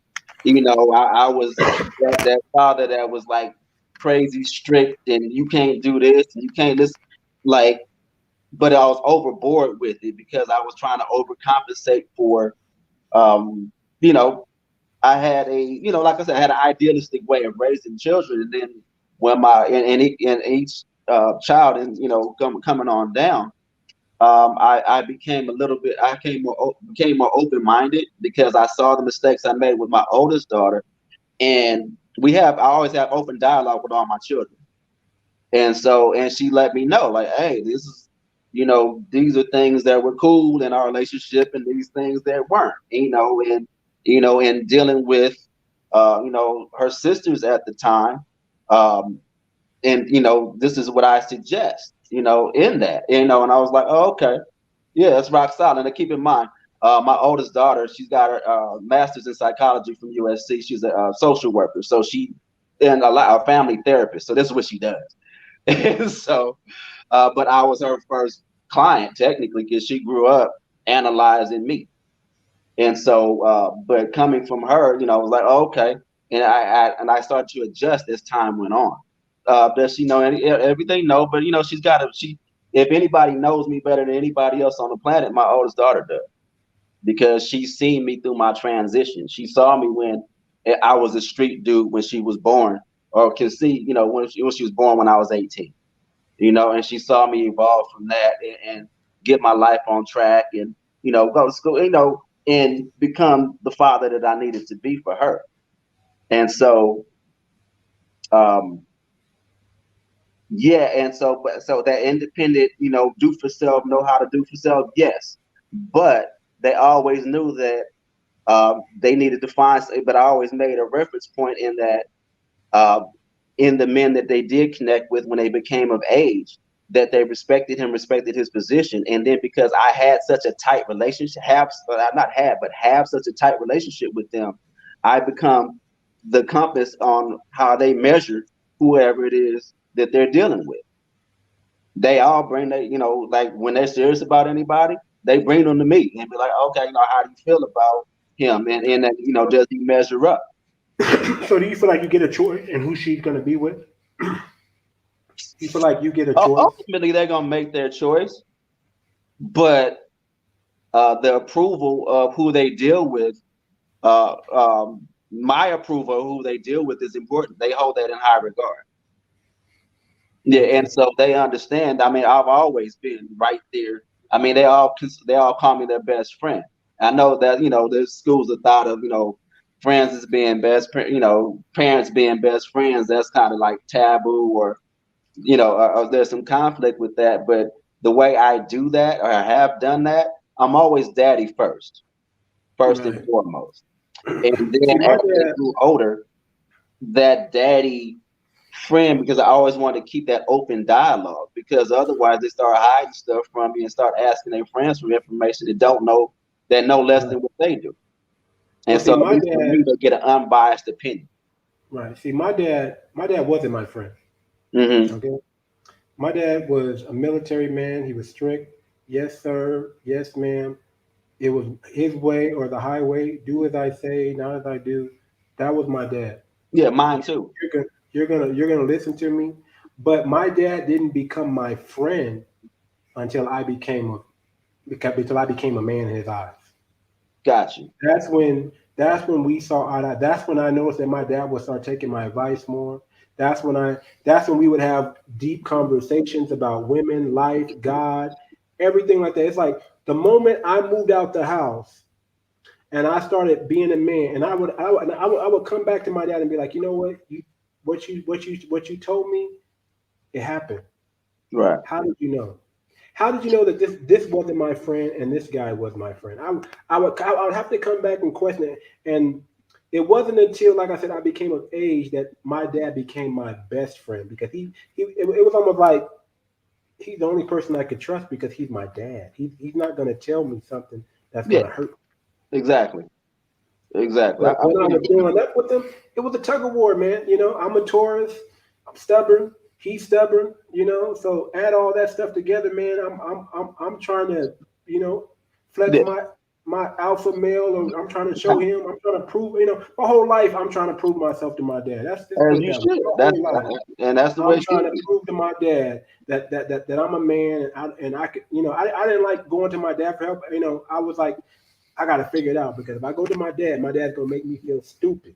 I got to figure this thing out, because if I go to him, he's going to give me the answer, but he's going to make me feel stupid. So let me just go here, try to bump my head and figure this thing out. And my dad gave me that space. He knew what I was doing. He's like, listen, you're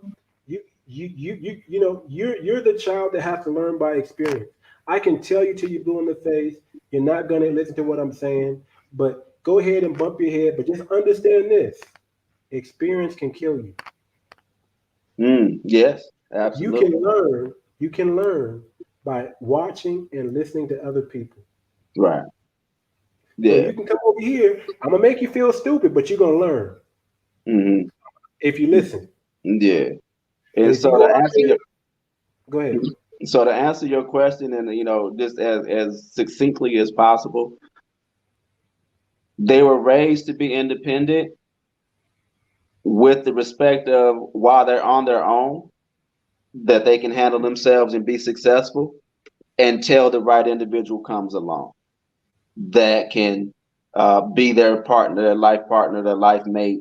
That's gonna, that they can be, that can be their complement in what they do. So I taught them how to be whole, so that it's not So, my better half. It's two wholes that come together, and now they can create something even bigger than who they are as individuals. this brings me back. And by the way, I Mm-hmm. love everything you said, Jeffrey. Thank you for all of that. Oh, no, But bless you, bro. this brings me back, Marion, to um, where we started. Like when you decide to vilify a woman as independent, right? Obviously, there's nuance to that. Like, Sure. independent is not inherently wrong or evil or bad in any way, shape, or form, right? It's how does that independence get expressed in the world, right? So the model that Jeffrey has for that, to me, is a healthy model.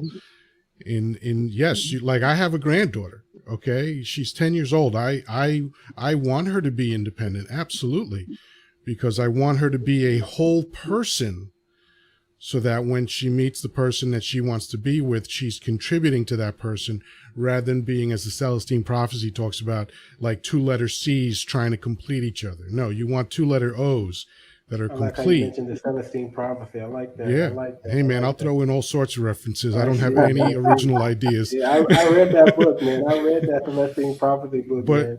And But this brings nuance into the conversation. So instead of just saying, well, if you're an independent woman, that's a problem, not necessarily. How is that independence expressed in the world? That's what we really need to know. So anyway, that's my 2 cents.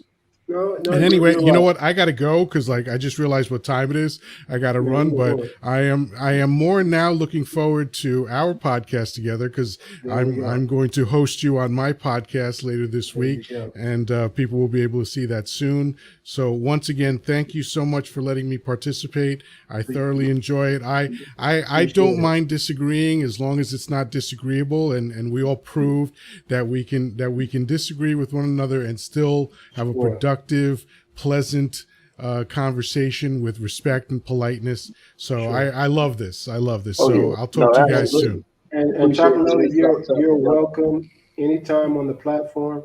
I know you're gonna chop this up, man. Just make sure you get some of my words in, man. Just make sure you get some of my points in. That's all I'm gonna say. I know you're gonna chop it Absolutely. up and put it on your plan, but just make sure you Yeah. make sure y'all. I I'll mean, I'll if try y'all not not to make you the knowing, villain.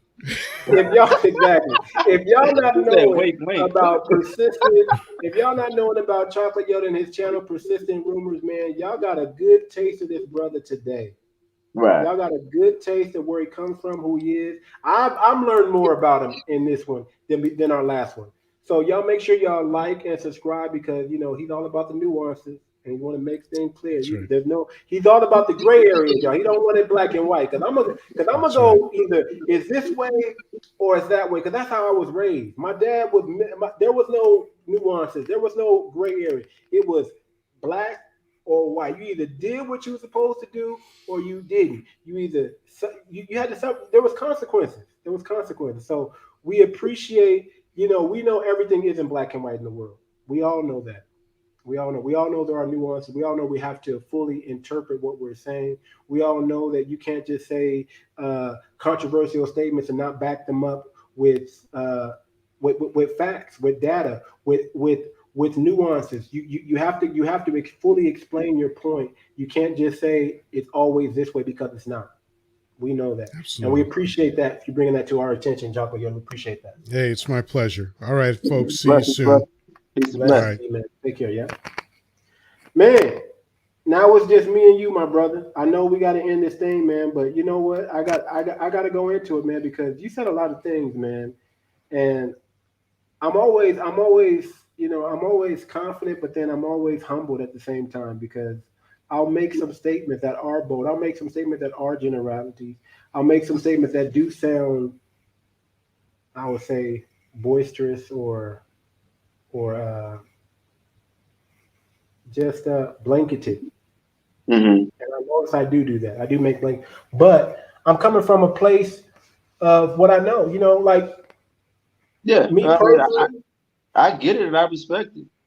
You Yeah, know. me personally, when I don't have any kids, so I'm always, this is theory until I put it into practice. You Right.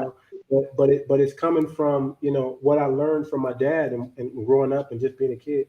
Um, my dad raised daughters. Right. Did my dad raise my daughters to be wives? No. Are they wives still? Yes. But did he raise them to be wives? No. Hmm. He raised them to be independent. Right. And I think that's what men do. We raise our children to be independent. We Mm. want them to be able to survive and thrive in the world. Right. Do we not? Yeah. We don't want them to lack anything. Uh oh, your sound went out. Your sound. Your sound went out. No. What about now? Can you hear me? Cool. Oh, perfect, perfect. Thank you. So it's not that we want our daughters to be so independent. It's not that we want our daughters to be even so dependent. You know, I Hmm. watched my dad raise my my dad. I would say my dad was a little bit easier on the women than he was on me. I would say that. Yeah. I would say That's my normal. dad was a lot more easygoing with them, and he was a lot more rigid and tough with me. But then if you ask my sisters, they will tell you he was a lot more rigid and tough on her.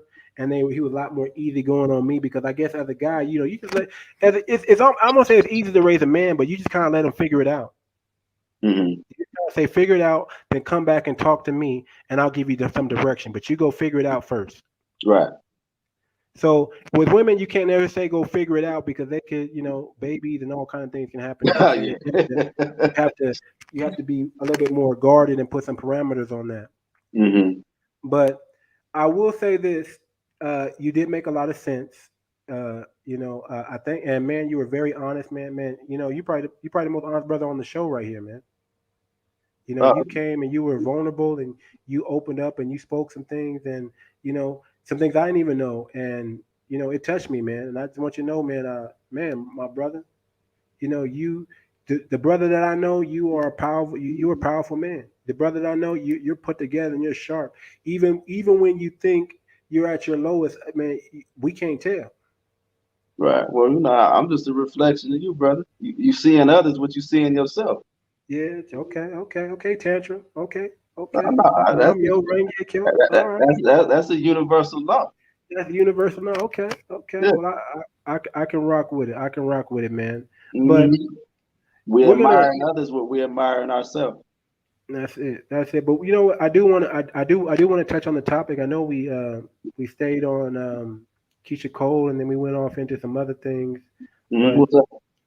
I do want to bring up. I do want to show this video real quick and get your quick point on this. We're not gonna take too much long on this topic. We're gonna touch it and then we're gonna move on. But hmm this was an issue for me.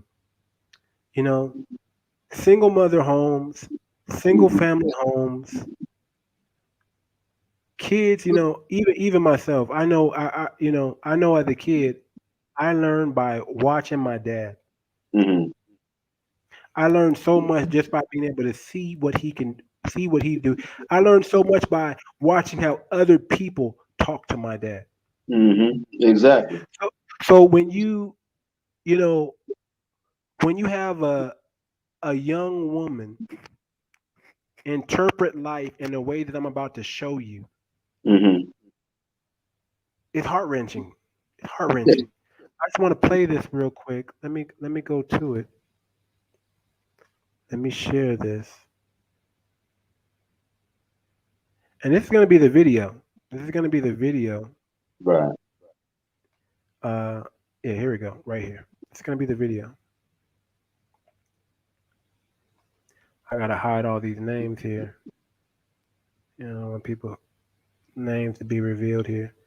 But an eighth grader told a woman that she wants two kids and not marriage because if married, she can collect child support. I just think you Yeah, touched on that. that's You, learned behavior. yeah, that's Yeah, she definitely didn't let's, just make that up. She let's was exposed to normally that type of stuff comes from the household. mm, hmm exactly. Yeah, Eighth grade that's girls, and I passed down. asked Okay, you're absolutely right. Let's play this real quick and let's then we'll comment on Yeah, it. that hurts my eighth heart grade too. girls, and I asked them to tell me what their goals were. This one particular young lady said that she wanted to have two kids. So I said, "So are you going to have a husband?" And she said, "Nope." And I said, "Please tell me why you would choose in the eighth grade to have a goal of having two kids and not be married." She said, "Because if I'm married to him, I can't collect child support." And then Mm. she said, "Why should I marry a man that I have kids by? He might have issues or something. He might be on drugs." And I said, "Well, if he's too bad to be your husband, do you really think he's going to make a better father?" Powerful, Yeah, that speaks to powerful. her environment. Yeah, What kind of environment is this child growing up in to yeah, where you can articulate having children hmm Like as a life goal. without a husband already and Yeah, already assuming that the man is going to be terrible? Someone had to tell her that men are bad, men yeah, are terrible. and and, that, Maybe and the child support was an option. right. And how does she know about child support? hmm How does she know that she must know that that she must been get somebody must have been paying child support for her. Yeah. What did she say? Child support? What? I don't know why. Welfare. Which one was it? She said child support. Oh, okay. Yeah. I mean that's a conversation she's heard enough to think that that's the norm. Mm, Yeah. And mm, who was she hearing that from? Most likely her mama mm. or her aunties or the women in in her whatever community Because she's no in. man in the house is going to allow his daughter to say no stuff like that. Oh yeah, exactly. It's the same like situation when you got women on the pole. There's no not most of the time, unless they got a weak male in that space or she's just a freak, that ain't gonna go down. that's going to be checked. You know, if they got a man that's present that they can look to and respect. Yeah, and so that's the situation that you got with the when you make reference to that whole modern women phenomenon. Independent women, that's not a bad thing, but if you have a woman that doesn't respect men or See, respect the man's value, then you got a problem.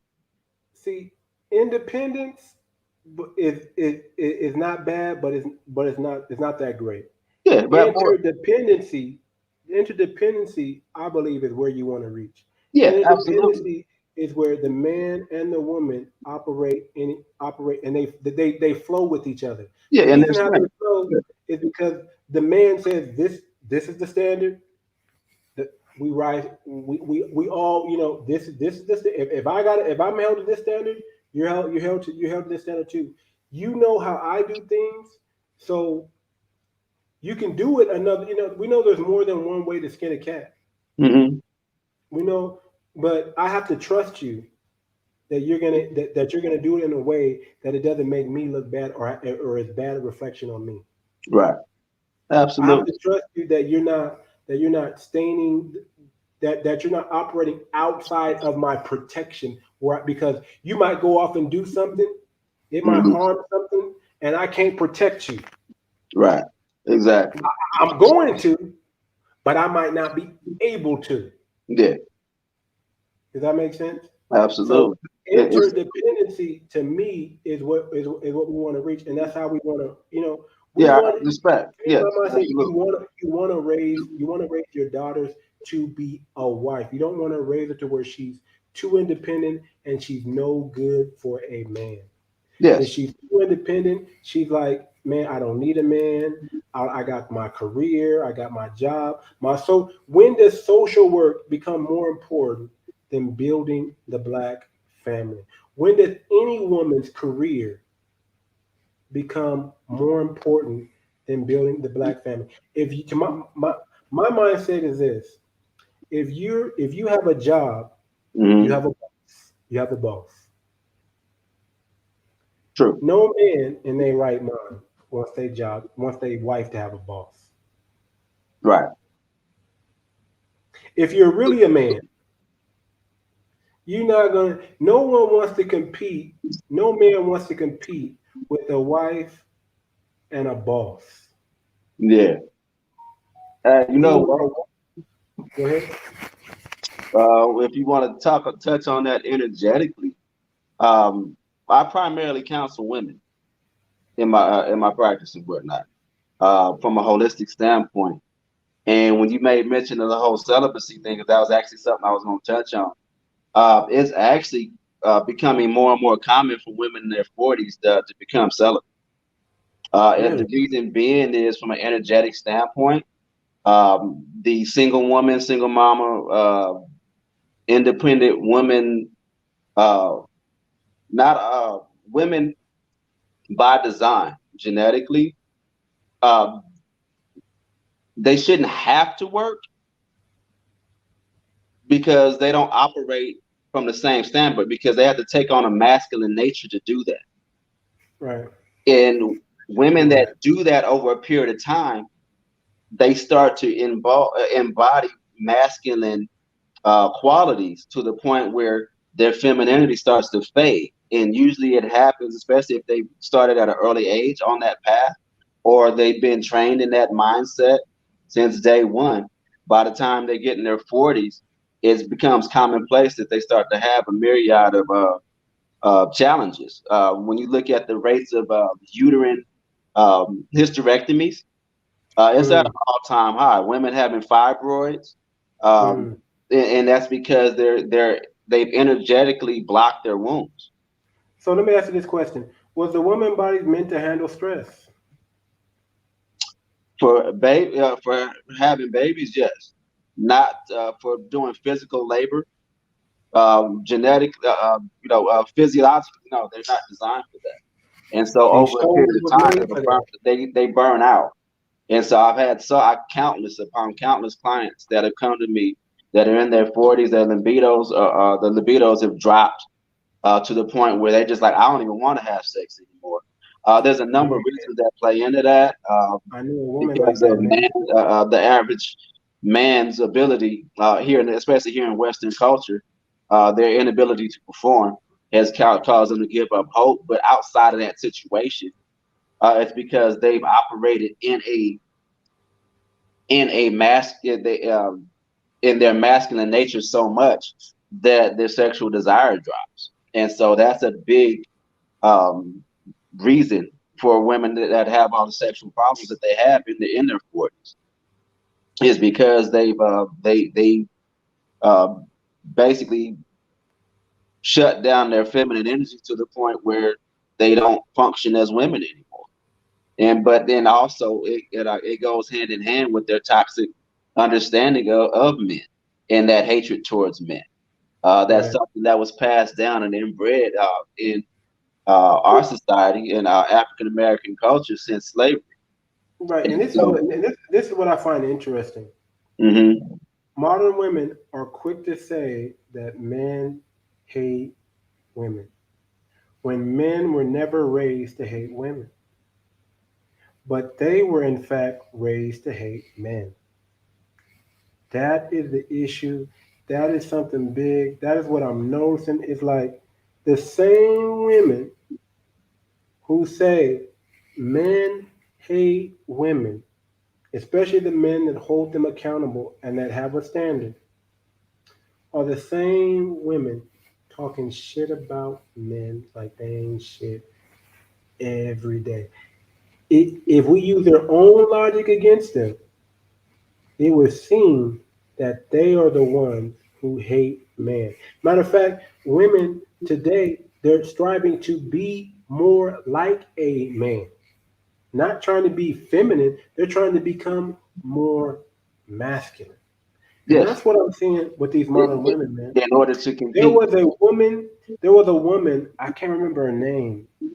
Um, she she said that she created this drug that can scan over your body without having to take your blood. She had this. She claimed to have invented this machine Hmm. that you don't have to no longer draw blood, but you can just put this machine on you, and it can tell you, just as if you drew blood without drawing it. It's this machine that looks directly into your veins, right? Hmm. Yeah, I know what you're talking about. She lied because she never got it. She never got it. She never figured it out, but she claimed that she could. And Well, they they put got out these machines that machines. do that. Yeah, they put out these machines, but they didn't work. They found out that they really don't. They were getting the wrong readings. They Mm, weren't they well, weren't working the right way. the infrared machines work. Okay. My partners in down in at 420 Wellness, they have a whole office Well, dedicated to it. I'm maybe not they talking about your situation dealing with old yeah girls, maybe but I'm they just perfected it. Maybe they perfected it, but she was the one that brought this on the market first and put it out there, and all the doctors were using it. And instead of telling them that it didn't work, somebody on the inside had to break it. But anyway, what happened was, if you first look at her, she was feminine. hmm She was feminine. But all of a sudden, something changed. Her voice got deeper. hmm She started looking more masculine. She started dressing more as she made more money. She became like not a billionaire, but she was making a she was up there. She was competing with the Steve Jobs and all those. She was around those guys. Those were her peers Okay. until they found out that this machine was a lie, and it was actually killing some people because it was giving the wrong diagnosis. Yeah, I'm not So sure what machine that is, but I know of it was machines that something do like a machine that you put over on your arm, that. and it can read everything that's wrong with you, and it's like an X-ray, but it showed only your veins and your tissue. Yeah, I'm But not it sure was what that would. supposed to be revolutionary, and it came out on the market for a little while, and then they took it back off the market, Mm-hmm. and they shut that girl there. But but the point was, she went from feminine looking Right. And as she made more money, and she had to, sell this thing, and as she had to keep this thing going, she became just like a man. And Mm-hmm. that's what today's modern woman is. Modern women hate men. They only think of men for sex, babies, income, money. They don't see the man as a leader. They don't see it. They don't see themselves submitting to that man. They see themselves just doing whatever they want to do, and they're looking for what I call beta males, people to manipulate, people to gaslight, people to just control. They're looking for a man. That's why they. That's why when a woman is older in Mm-hmm. her 40s and she's not in a relationship, she goes after the young man. Mm. She goes after the young man. She's Yeah, not gonna go somebody after. she can control. Yeah, Yeah, she's not I've gonna go seen after a that. man her age. She's not gonna go after a man on her level. Matter of fact, the higher up a woman gets in making money, the harder it is for her to get a man. The harder for her to keep a man. I mean, we can use countless celebrities. Very few celebrities can say they they they're on the same level. I don't know what Denzel Washington's wife does, but I know they've been together a long time. Al Pacino and his wife been together a long time. As a matter of fact, they might be getting, or no, not Al Pacino, Robert De Niro and his wife been together a long. So there's very few celebrities that can say they've been with the same person or been together for at least 20, 30 years successfully. We're running into the point where the higher the income the woman makes, the tougher it is for her to find a man. Number one reason is men don't care about their money because they're not spending it on the man anyway. And the other reason is, um, what are you going to do if a man makes $40,000 and you make 100,000, and the woman makes 100,000? Is she going to lower her standards to the $40,000 that the man can make? If she used to drive a Mercedes, is she gonna go from a Mercedes back to a Honda just so she can, cohabitate and please that man? Or better yet, just like the man would upgrade the woman, right? Is the woman willing to upgrade the man to a Mercedes if that's what she's comfortable and she's used to driving? Well, I look at relationships as partnerships. Okay. So if it all boils down to, the moral compass of that man, does he fit that role for her? Does he fit, maybe he's not, he might be, nobody's perfect. And so is he, of character? Is he of high moral standard? Is he capable of being a good father to their children? Um, is he hardworking? Maybe he just hadn't gotten the opportunities that she had. And the thing is, um, if just as a man would take on a woman that, I mean, you got brothers that,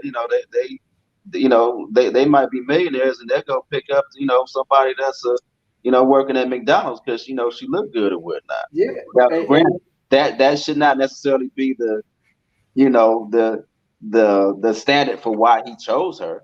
But what I'm saying is, but um, man, but so he her chose it life gets because he don't care elevated about by her his income. income. And Right. so, But and a woman has to have that same mentality.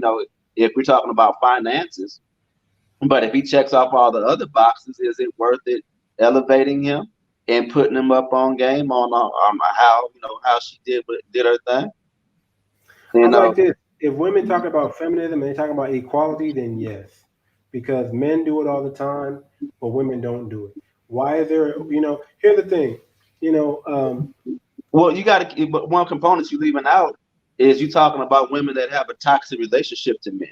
yeah, yeah. Yeah, Those are the ones I'm because talking about. women that don't, they elevate men all the time. You just don't hear about it.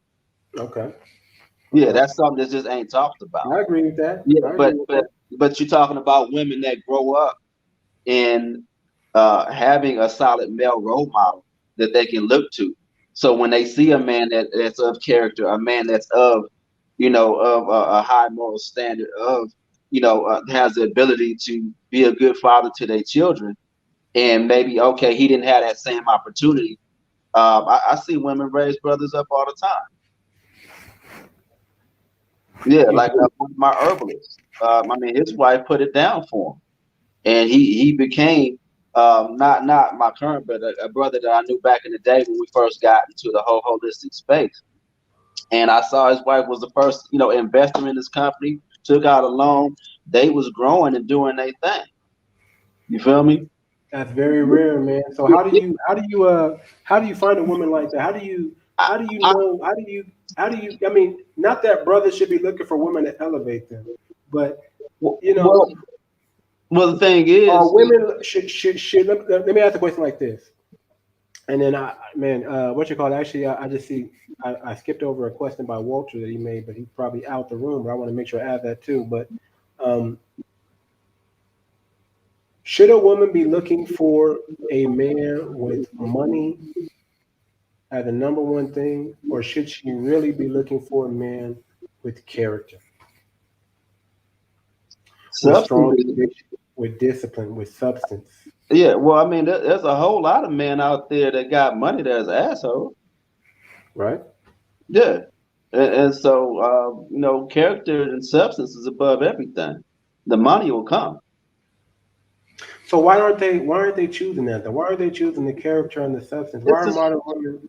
it's societal. I mean, you got Megan the Stallions, and you got uh, uh what's the other woman rapper at the top of the game? Cardi, Nicki Minaj's, and you know, I'm the boss B, and I'm a this and then you got this new generation that was bred from my our generation of single family households, and so it's become a cultural thing to where the man is being devalued. And also I want to just kind of touch on, granted, men aren't necessarily raised to have that same toxic relationship with women, but the environment, and the music they listen to, things that they see on TV. Shoot, in the '80s, you couldn't tell me nothing. NWA and Let a Bitch Be a Bitch and all this, and what AMG, AMG. that programming, the misogyny within, music itself, and so it goes both ways. It just shows up different.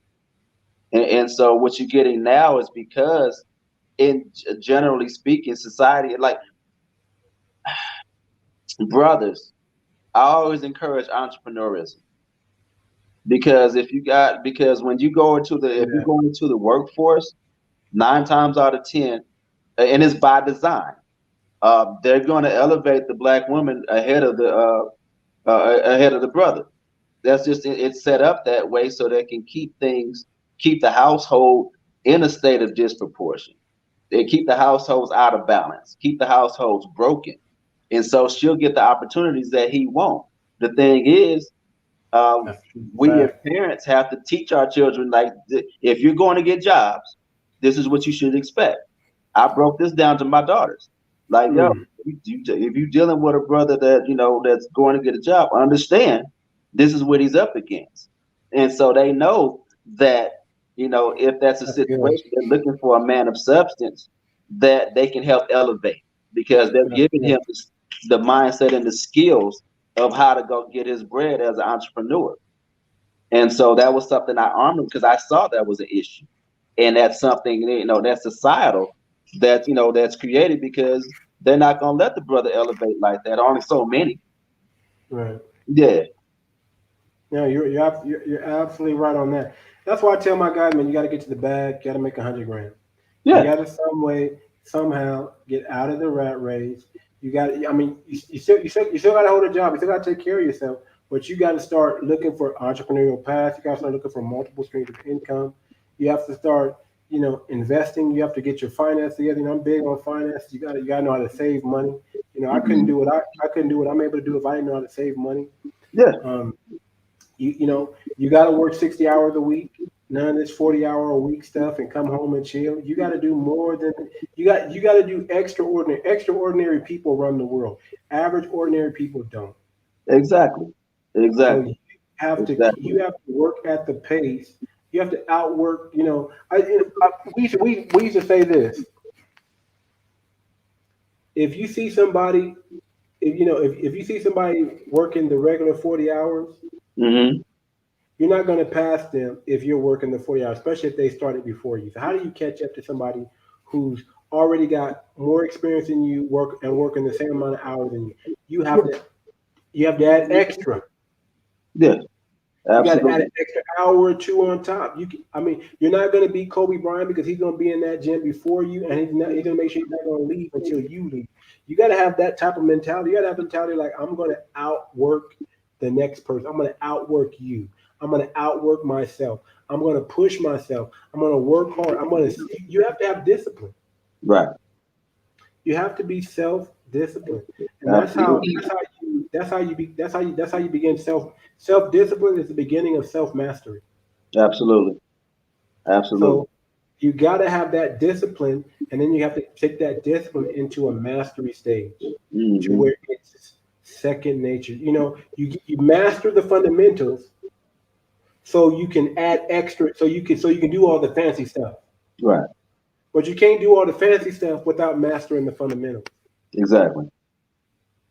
So that's what I teach my guys, man. You know, I I'm not against hypergamy.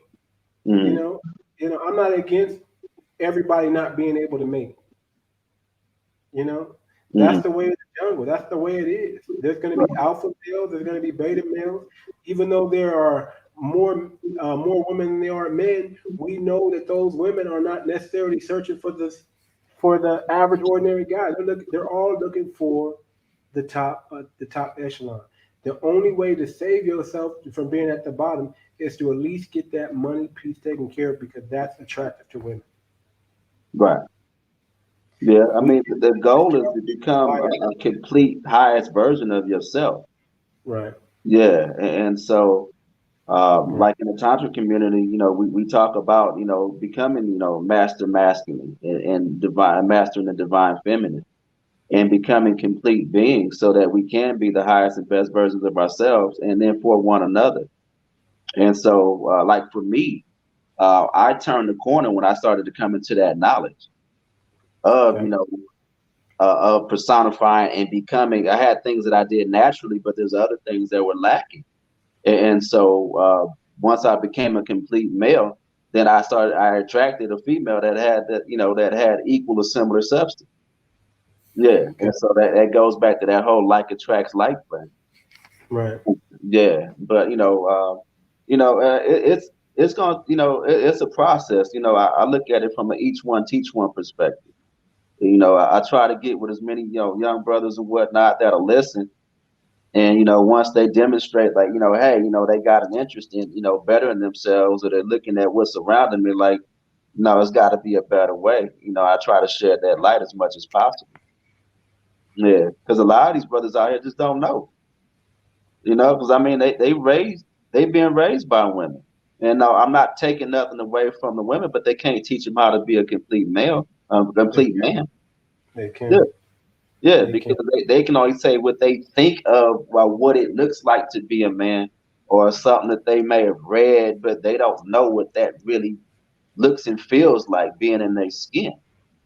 And so, like even like when my son's mom, I love her dearly, but I'm like, I mean, he's always been with me. I've raised, she's co-parented, but it's been with me.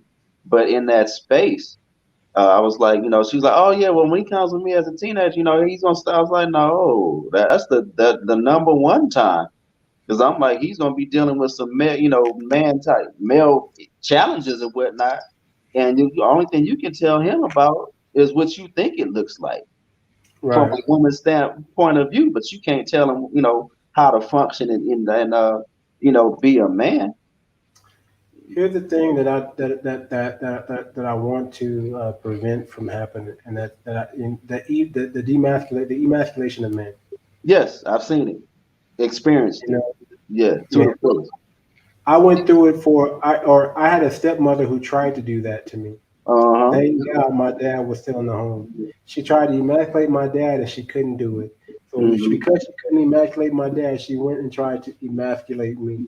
And Hmm. thank God my dad got her up out of there before it was too late, because Yep.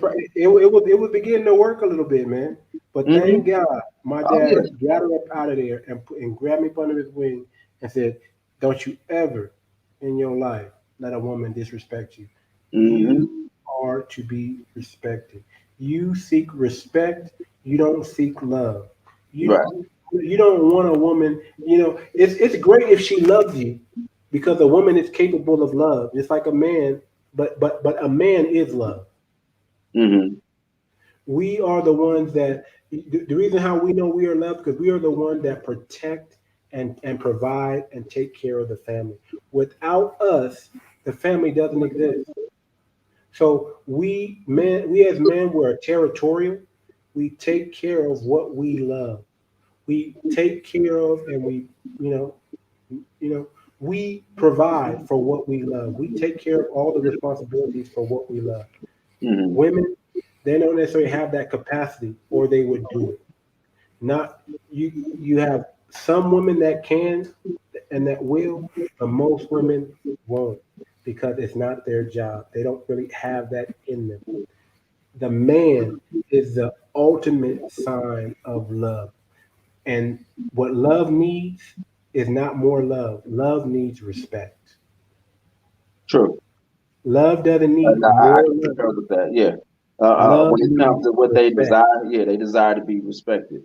Yes. Men, well, we desire to be respected. Men desire to Yeah. be respected I, because I, I we agree with that. we love. We are the ones that are loving. We are the ones that are constantly thinking, how do we keep what we have safe?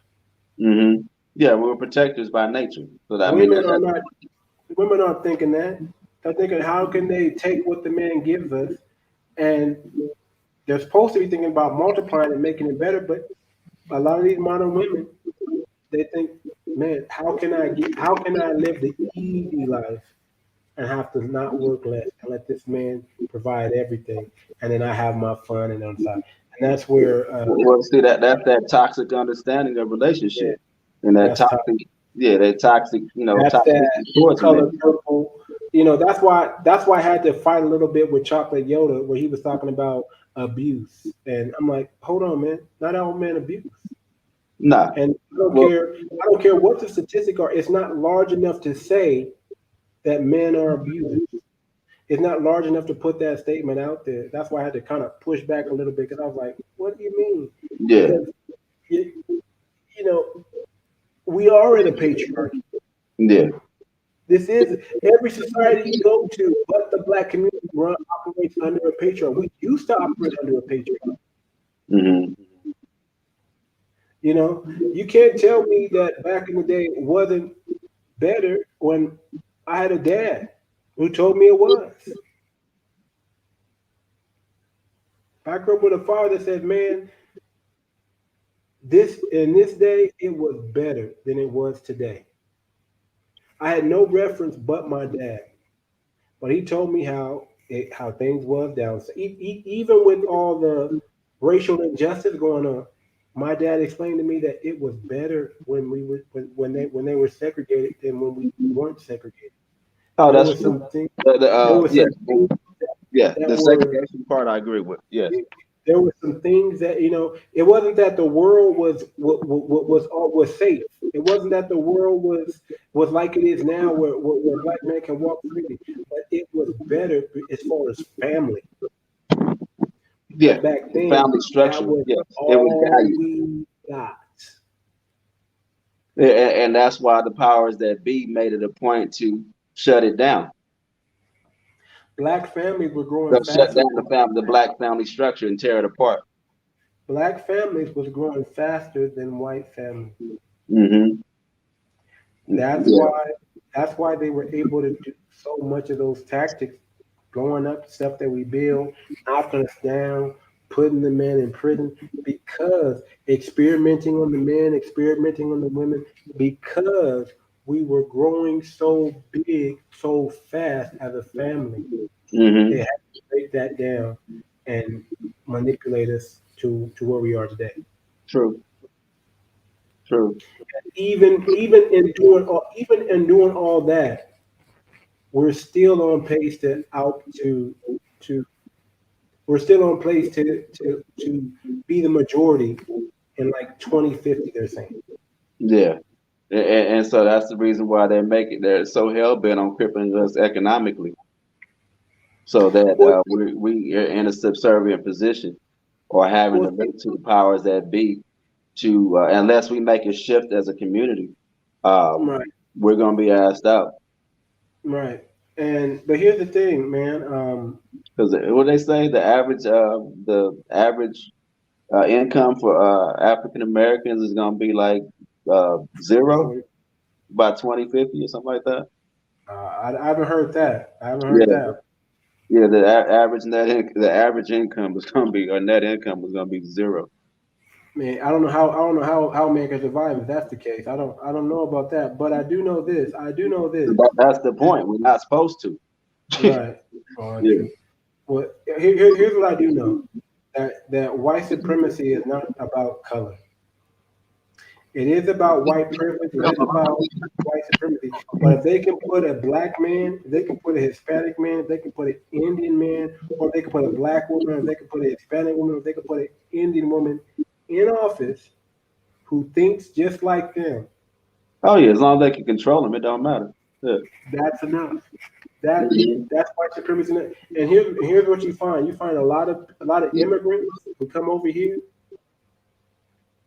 They have that white supremacist mindset. They automatically side with the white or the white supremacy, and they look down upon the foundation of Black American here. Mhm. Yeah, I mean, and that's all by design because they only allow the ones that have more of a European mindset to come across to actually get their visas or come here legally. Even That's with right. the illegal ones, they don't let because I tripped off of when I was with my first wife. We went on our honeymoon down in Puerto Vallarta, and I noticed that the people treated us different there compared to um, the white folks that was like that came in with us or whatnot, like in restaurants and whatnot. And I was like, because I guess from what I understand that Puerto Vallarta has more of a stronger tie to the indigenous culture there in Mexico, Hmm. and so what we found was that one of the shop owners pulled us to the side, and he was a Christian, and they're primarily Catholics in South America in general, but in particular in Mexico overall, Catholicism is like the king there, and Hmm. so and he was like, "You guys Christians?" And we're like, "Yeah, we're Christians." He's like, "Oh," and then he was just so happy to get to talk to us, and then the fact that we were black, he was like, start telling us like the whole history of of Mexico and in You tell that you about area. Cinco de Mayo. He didn't go into that, but it was mainly just the fact that he started telling us about the indigenous culture there. He's like, man, they're black, their skin is blacker than yours. And I was like, what? This is years back. And I was like, really? Because I read stuff about it to actually hear somebody say, oh yeah, if you go over into the valley, over the hill into the valley, he said that's who makes all the stuff. The villagers make everything for their stores on the coast.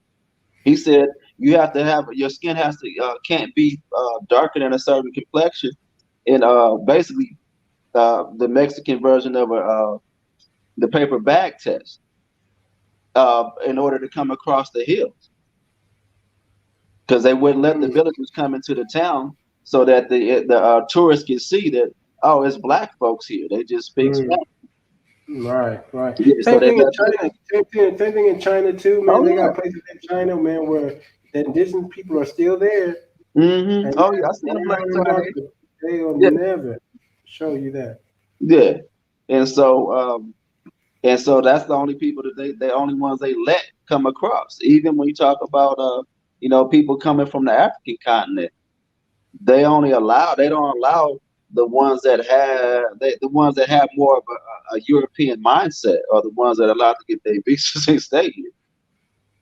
Right. Yeah, That's true. because especially when I started finding out, like it's common for the Christian holidays to be practiced more so over there. They do Christmas even bigger. What was it? Christmas in Ghana is like the biggest holiday in Ghana. I was like, what? Yeah, like one of my yeah, it blew my mind. I was like, get out of here. He was like, oh no. He was like, no, when you get out here, you'll see. And I was like, yeah, the colonization, the mindset of the people there has they've been brainwashed so much that they've taken on the European religions, even more so than the Europeans. In practice, I thought it was bad here. It was a major thing here in the States. No, they get down on a whole nother level overseas. Oh And yeah. those are the ones that they allow to come into our communities here. And that's the reason why there's a division. When you look at it like being common, that there's a division among, do you think that we all can work together? And that's not the case, because they got a mindset of, like almost like a false, a sense of superiority. Right. And They man, I mean, yeah. every even out here, man, there's so much tribalism in Africa, man. Uh-huh. So much tribalism, man. I always ask why can't they work together? Even I don't even see family members working together out here. I mean, it's like it's so much. I don't know, man. To me, I don't see how you can raise your child when they live at school for a whole year and then come home for like 2, 3 months. Oh, what? Boarding, man. Can you imagine when they turn like 10, 11, 12? They go to school and they stay on school campus. They may or may not come home on the weekends, and you pay for it. Wow. You have to pay for schooling.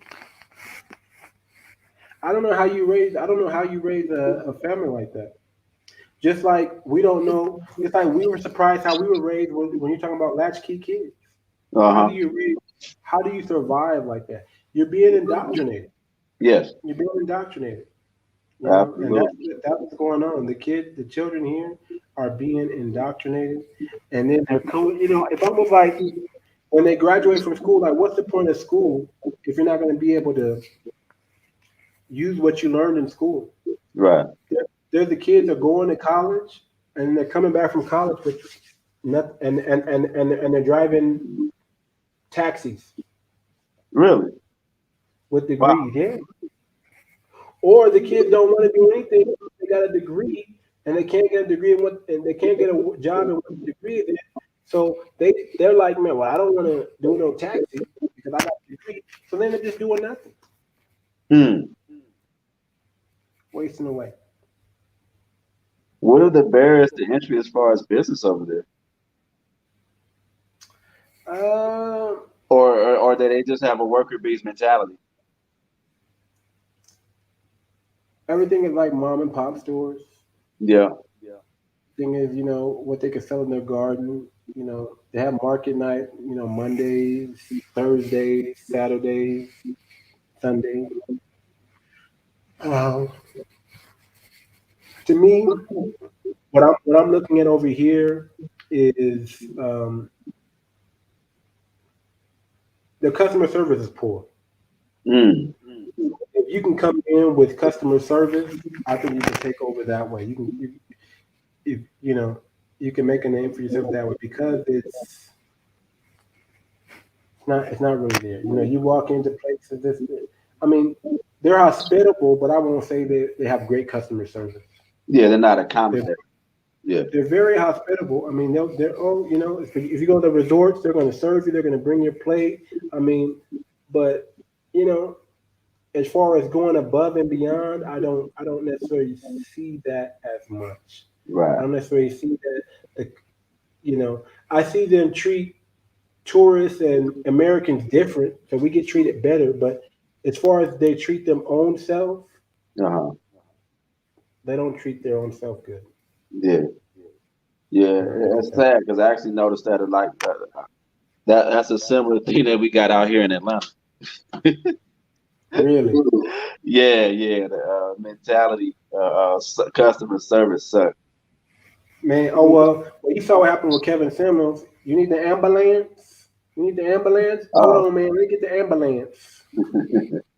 You know, them customers. I can imagine this ghetto down there. I can imagine. I can mhm. imagine. Yeah, I mean, When I love the the town, restaurant. but customer service though, yeah, Mm. it's not a high point. Yeah, I can't stand no place like that. You gotta have customer service, and that's why people go over to the white place because the white folks they got that. You know, if anything they got that customer service thing down. Hmm. They know how to get you over to they know how to get you over to eat their white only pies. Right. Yeah. They do, Yeah. and they do Yeah. it because they know we gonna give bad customer service. We gonna have an attitude. We gonna get in our emotions and not be in our logic and do our job like we're supposed to do. We're gonna get emotional because our feelings get hurt because somebody cusses out because somebody said something wrong or whatever. Hmm. And white people, they like they think about that money more than anything. I don't want to lose this dollar. Right. So whatever you need, yes sir. What do you need, sir? Let me do this. Let me flip this. Whereas the black person, they like, I got the job, but I don't really care about it. You should, but they don't really care. Right. So man, man, we're gonna wrap this thing up, man. We've been Oh, it's three all good, hours, buddy. 3 hours, Oh, 41 minutes. dang. What? This is by far my longest stream ever. 3 hours, 41 minutes, 59 seconds. We went at it.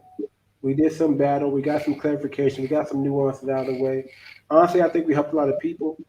Um, I'm glad I had you guys on the panel. It wasn't an echo chamber. It was people holding their ground, saying what they meaning what they say. Right. You uh, persistent rumors, chocolate Yoda over here, kicking his knowledge. You got Walter kicking his knowledge. You got you kicking your knowledge. I mean, man, I learned so much, man. I learned in this stream. Yeah. Same here. Yeah. I learned in this stream, Same man. here. Especially, we got to get together and I don't know in the next couple of days, maybe sometime this week, man. We got to do our own little podcast, man, Yeah, where that's you cool. kind of introduce your quantum tantrum wellness to to my subscribers here, so they can understand. Because I got to ask some questions now, man. I got to figure out, how you have these orgasms and how I don't know, man. You know, if I'm being honest, I'm like, hell no. I'm like, hell no. But because it's you, I'm like, maybe it is true. Maybe it Yeah. is. Maybe it is. Maybe he is doing that Judge Dredd. What are you doing? Holding hands like this, and then there's a machine, and then you guys have an orgasm. You got to show me how it works, man. Yeah. You got to show me how all that stuff works, man. Are you meditating and you're in the room, but you're not in the room, but you guys see each other and you guys just dancing in this Well, cosmic? I, What are I, you I'll just doing, man? I'll just give you the one basic premise. Once you understand that everything that exists in this world is an illusion, there's no such thing as there's no separation between time and space, so that we exist in this present right here, right now, Uh huh. and we exist simultaneously everywhere else at the same time. I mean, honestly, like we're having a communication right now, right? As if we're right next to each other. Right. Well, what's making that happen? This The God technology that's basically creating a illusion. artificially creating us having this communication. But if you and I were actually really locked in telepathically, we could connect and have this whole conversation as if we're actually having it, through the phones or through the So, system. so That's how how do they we do figured out that, how to man? do this Are stuff. you They just are mimic you it, able make to it natural. are you able to are you so you telling me telepathic? Are you telepathic now? Is that what you're telling me? Yes. So you can communicate telepathically. Have you ever thought about somebody like they've been heavy on your mind and all of a sudden they called you? Yeah,